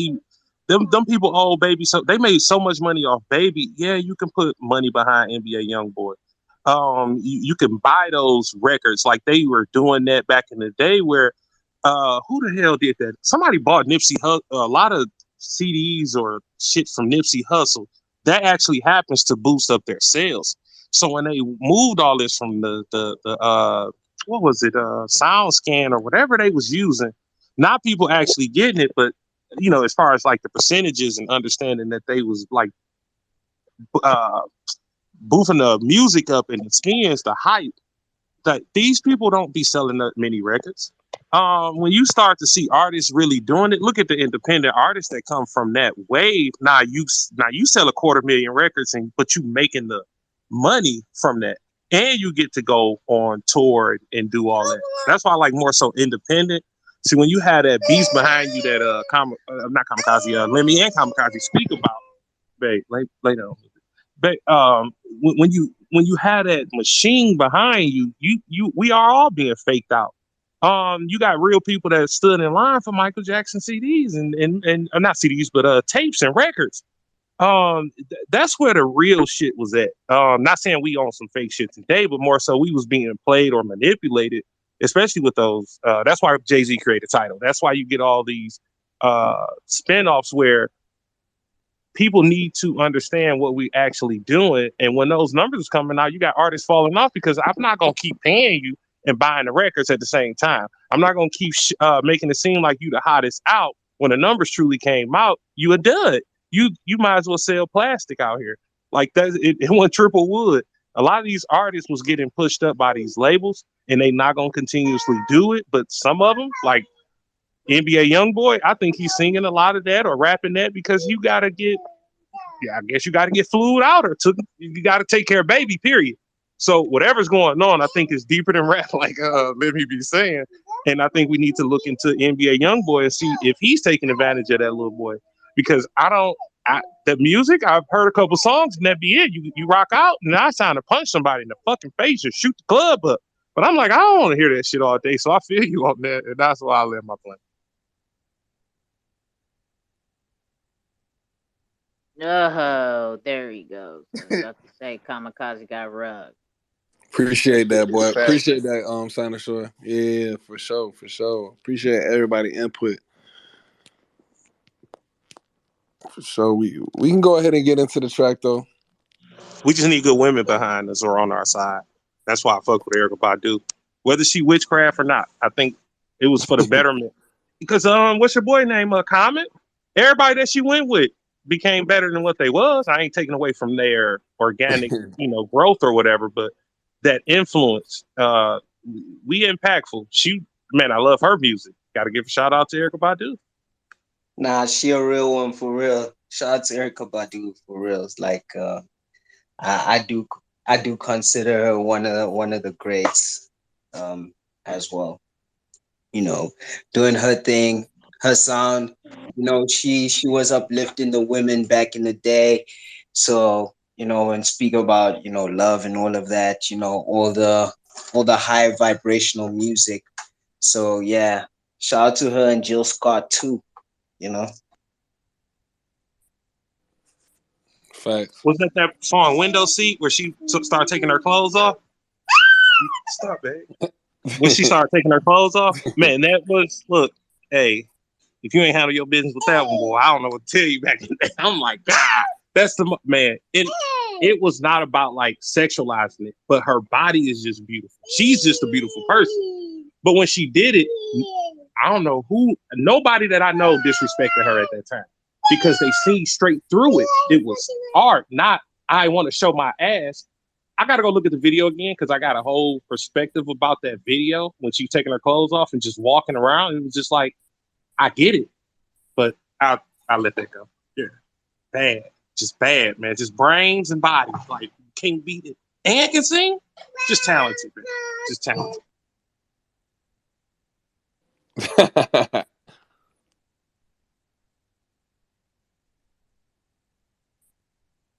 All right, before Sino Shore takes off on another plane, go ahead, Kamikaze. Let's get into this track. Alrighty. So I would have wanted Lemmy to go first, but yeah, this song is called Apocrypha.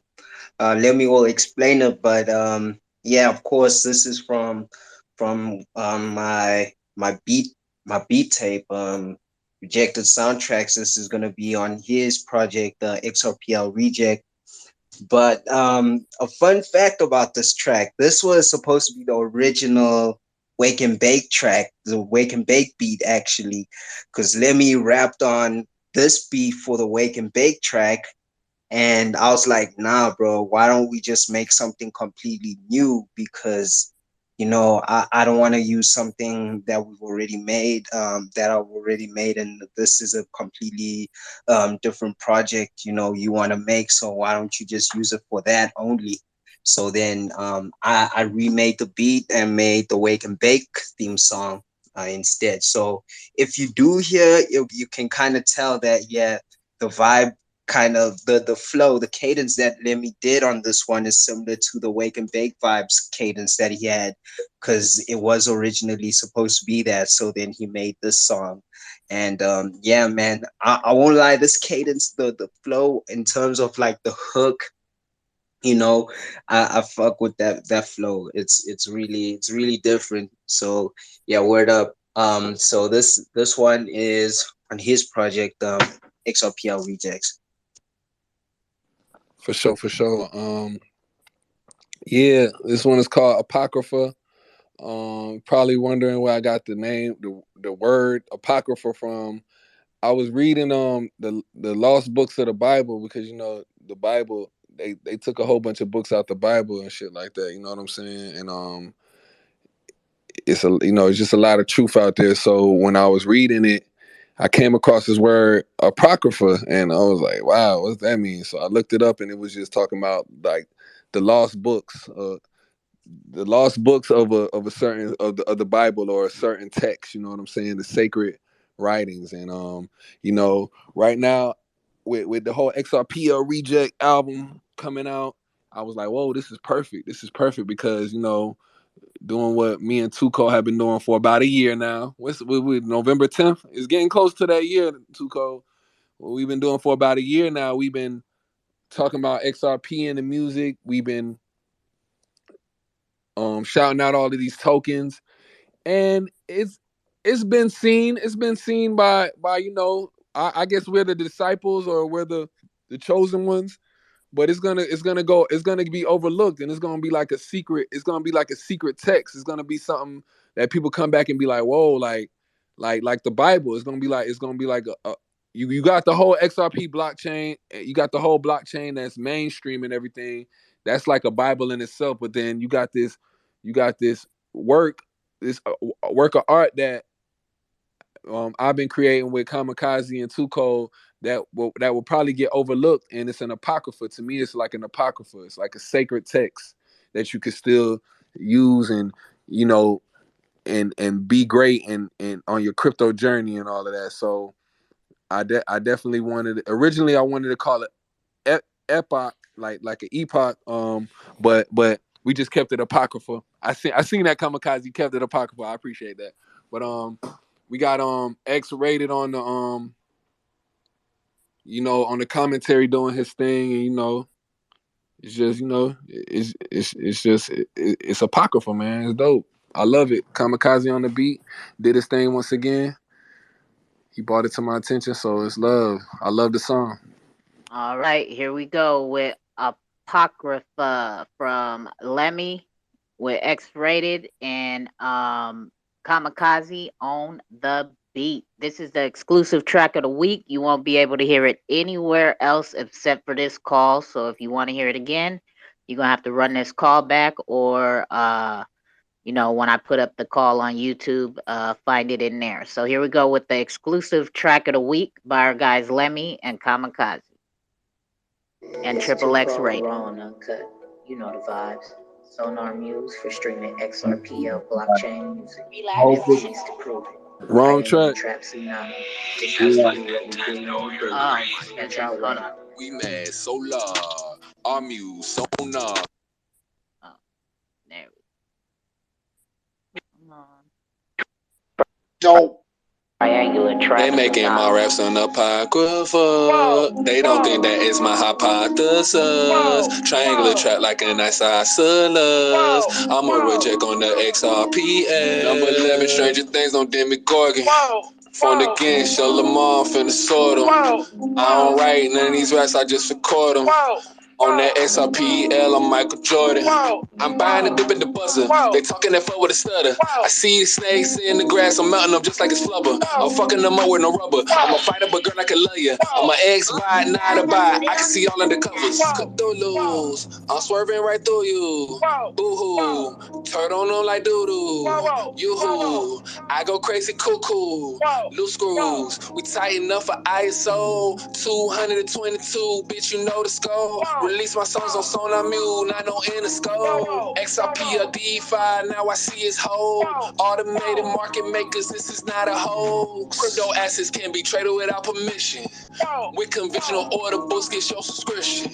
Shout out to Tuco, X-rated coin pimping. Rejects the legends, we on a mission. They making my raps an apocrypha. They don't think that is my hypothesis. Triangular track like a nice isosceles. I'm a reject on the Xrpl. They making my raps an apocrypha. They don't think that is my hypothesis. Triangular track like a nice isosceles. I'm a reject on the Xrpl. Xrp native like it's Cahokia. Edward Spiro Moundville, that's my utopia. Oracle, I'm on. Blood tight eating salmon. Blockchain music, it's what I go hammer. Hop in the scene like Kanga. You can't touch this like Hammer. MC, test me. You gonna need some stamina. And watch out for scammers. Up and down goes your condo. You could be down 1 minute and ballin' like Julius Randle. I'm in New York. Crypto is my sport. Blockchain mecca, this is my court. Don't be a dork. Ethereum got forks and chains linked to flare. You better keep a spare. Man, I don't know why you using all them big words. Most of these motherfuckers don't even know what an apocrypher is. But that's another motherfucking subject for a different day. But look, I'm gonna keep that shit 100. Like, they trying to hold us down. They're trying to suppress the news. They're trying to manipulate the market. They're trying to keep the price of Xrp at fucking 20 and 30 cents and under $1. Like, hey, look, check this out, real shit. If you listening to this shit right now, you're a motherfucking legend. Like, you know what I'm saying, motherfuckers, they gonna write books about you and look, man, hey, just buy it. Look, stop fucking around, just buy it. Just buy it. Just buy it. Just buy it.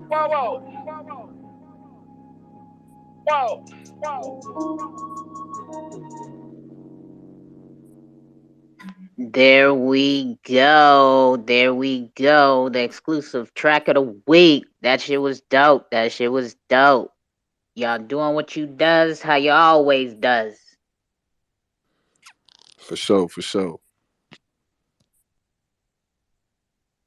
Yeah, shout out to Lemmy. Shout out to Lemmy for that one.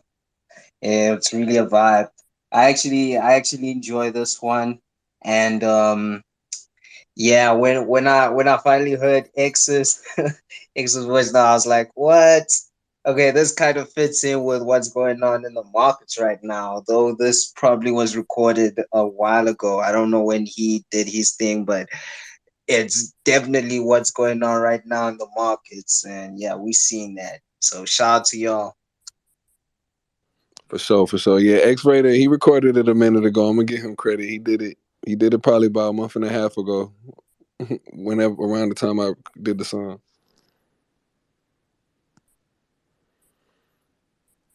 Yeah, I haven't been moving XRPZ speed. I've been all over the fucking place. Jakes, what's your excuse?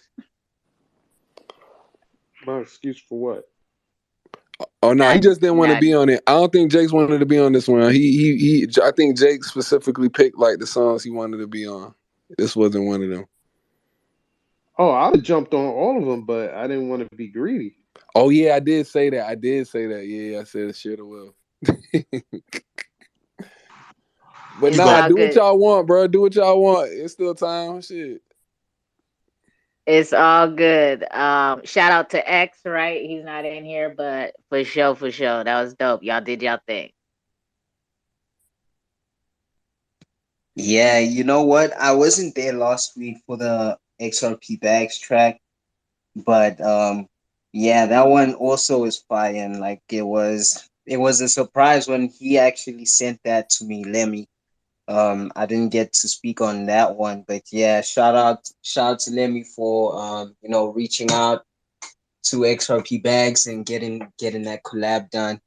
It shows that the community's getting together, and you know the rap scene here on the XRPL has got to be one of the greatest.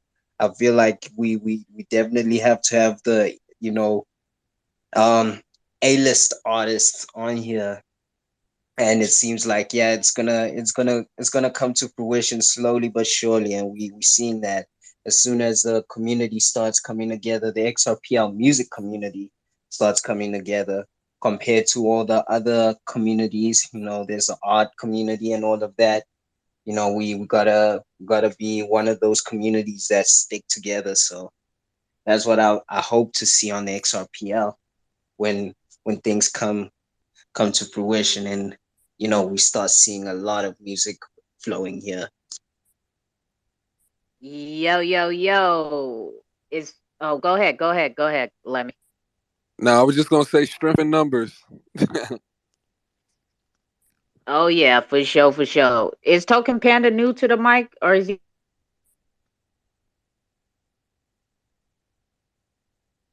I forget. But if you are hearing Token Panda, check your DMs and stuff. Um, all right. It seems like we winding down. It seems like you guys is getting tired and sleepy. Um, and just so anybody knows, if I did remove you from the mic earlier while the conversations were flowing, it's nothing personal. People were trying to request to get up to join the conversation, and if you weren't joining the conversation, or if you had already spoke, I rotated you out so that I could bring a newcomer to the conversation. So just so y'all know. Um but it sounds like Kamikaze's getting sweepy, and Lemmy might be getting sweepy or hungry, and Jakes wants to go probably watch some soccer, baseball, hockey thing or something. So I think it's time we get up out of here, right? I wanted to talk about a little more rap, like they. I ain't gonna cap. Yeah, it's time for me to go. See, I knew it. Man. You ain't gonna land your plane, bro. I ain't gonna cap. Yeah, I landed. I landed already. Signing show. I work at the airport. I've landed a long time ago, bro. Hey Yeah, man, it was nice meeting y'all. I'm over here in the kitchen whipping up some bread. I'm making some naan for my kids and shit. So I got dough all over my fingers and shit. I can't even unmute myself. But No, it's all good. And for you, Surfa, if you pull up next week, right, we'll play some music. If you got music on the Sonar Muse platform, I'll play it from there so that you could get your, your monetization drips. Because that's what we do. Is yeah, try to encourage education about music NFTs, and let people know about Sonar Muse. So yeah, if you pull up next week, we got you. for sure, bro. I'm gonna upload my music on there as soon as I can. all right, for Yo, sure, for sure. yo, I I got Surfer. appreciate you pulling up and joining the conversation. Yeah, no Side problem, man. sidebar, Surfer, real quick. Yeah. What ape is that? What's up? What ape is that? Yeah. It's a bored mutant ape. I ain't gonna lie, I found the shit. and I just use it as my Abby. I don't own that shit, but I saw that He shit. I right was click like, hey, that save. shit fresh. I like that shit fresh. I gotta use that shit as my Abby, man. But it's a Oh board shit. mutant ape. You swagger jack. Hell yeah, I swear. Fuck out of that. I pulled a Drake. Hey, the exclusive was awesome. Let me make sure you're on the lookout for those radical, futuristic airport check-in scanners where only you can see the ID and stuff like that. Saw something about Atlanta having them. I don't know if it's true, but anyway, nice job this week. Damn, yeah, I'm gonna look out for it. That's at security. Yeah, so you stand in a booth and only you, because you hold the device, can see your flight information, but the guy beside you can only see the other shit, and you guys are looking at the same screen. Seems pretty crazy. Oh But hell no. side. Well, I work for the What? airline. I don't work for TSA, but I'm gonna look for it when I'm flying though, and I listen out to see what I hear. Yeah, well, Yeah, probably don't want to great go in it, job. but anyway. Hell no. Facts. Yeah, Send me the yeah, info on that. that shit crazy, bro.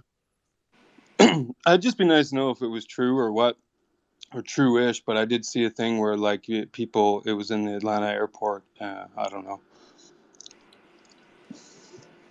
For sure. Appreciate the heads up, bro. Hey man, see you guys later. All All right, right. for sure, Panda. Appreciate it. Check your DMs, like I said. And then also if you can, I'll talk to you in the DMs. But yeah, let's go ahead and close this on up. So Kamikaze, Lemmy, Jakes, y'all wanna lead us up out of here? All right, for sure. Shout out to everyone who pulled through.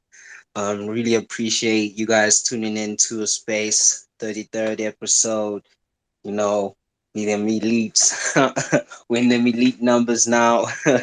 But shout out to Too Cold, the host with the most, always doing your thing. Shout out to Crypto Red Eye for tuning in. Shout out to X Lemmy for, being a dope host and also coming with the topics. We discuss these things behind the scenes and we kind of, you know, have these crazy conversations which bring up these topics sometimes. So shout out to Lemmy, shout out to Gorilla Jakes, the substitute teacher, pulling through.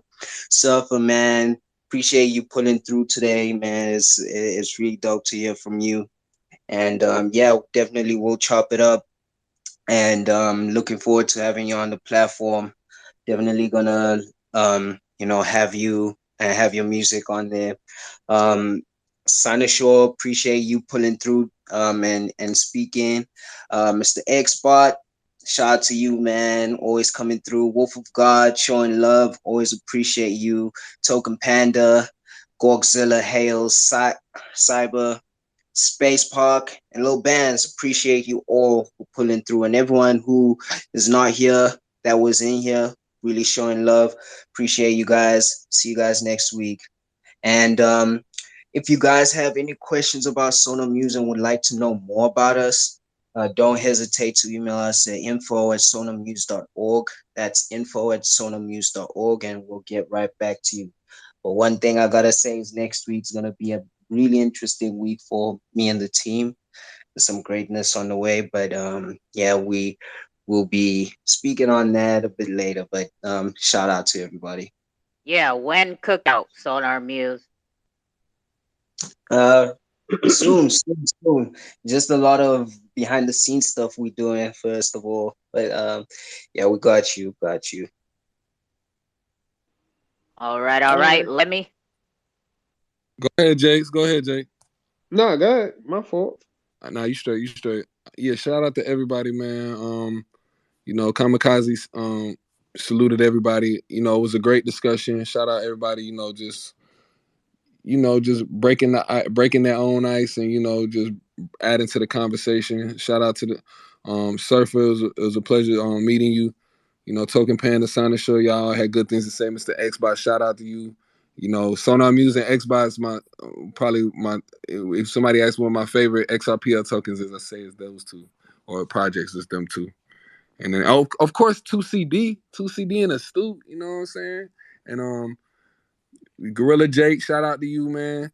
A lot more could have been said in this conversation, but we just didn't get to hit on it. Kamikaze, you my boy, you already know. Wolf of God, little bands. I'm still shouting out everybody. Space Park, Godzilla. I remember Steak has some good things to say. Cyberg, everybody who added to the conversation today. Blessings on blessings. You already know what it is, man. We keeping it 1K in here, and I really appreciate that part of it.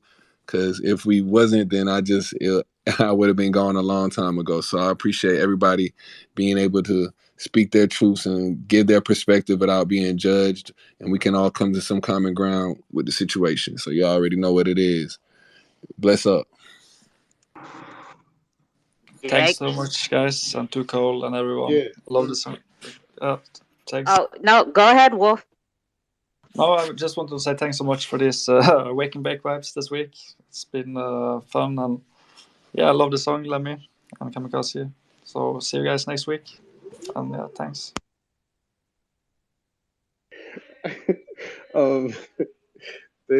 Shout out to the audience, man. Shout out to the audience for coming through, and the speakers who added something to the conversation. Shout out to Kamikaze and Lemmy, man. Y'all do it every week, man. Y'all come up with some good, interesting topics and dope music. So, salute to y'all, man, for keep coming with the heat, man. 33 weeks, that's like super impressive.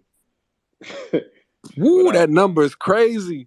Yeah, no repeats neither, You just man. went Like, crazy, bro. Nah, not 32, 33, bro. yeah, I said 33 weeks. Oh, Yeah, okay. I thought you said two. yeah. We just went crazy on the numerology 3 tip, but weeks, hey, we gotta go. We can't go in again.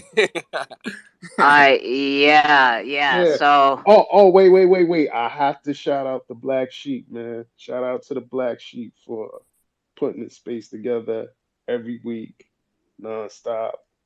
And hopefully the Black Sheep will put this out next week. yeah. The black sheep, me, too cold, right? In the Xrpl community, I am the black sheep. It is what it is. I don't give two fucks. Anyways, I appreciate each and every one of y'all pulling up and joining the conversation. And even if you didn't join the conversation, appreciate y'all taking the time to sit back and listen, right? Yeah, we're here every Thursday with the Wake and Bake vibes at 2 p.m. Eastern with our guys Lemmy and Kamikaze doing what they do, right? Um uh so I do appreciate y'all spending the day with us. Again, if you guys know any artists out there, please let them know about the Wake and Bake vibes to pull up, join the conversation. We'll share their music as well. And if the artist people you do know don't know anything about Web3 or music NFTs, we're also here to help answer those type of questions as well, along with the conversation topics that we get into, right? It's always about passing and informing as best we can, as many people as we can.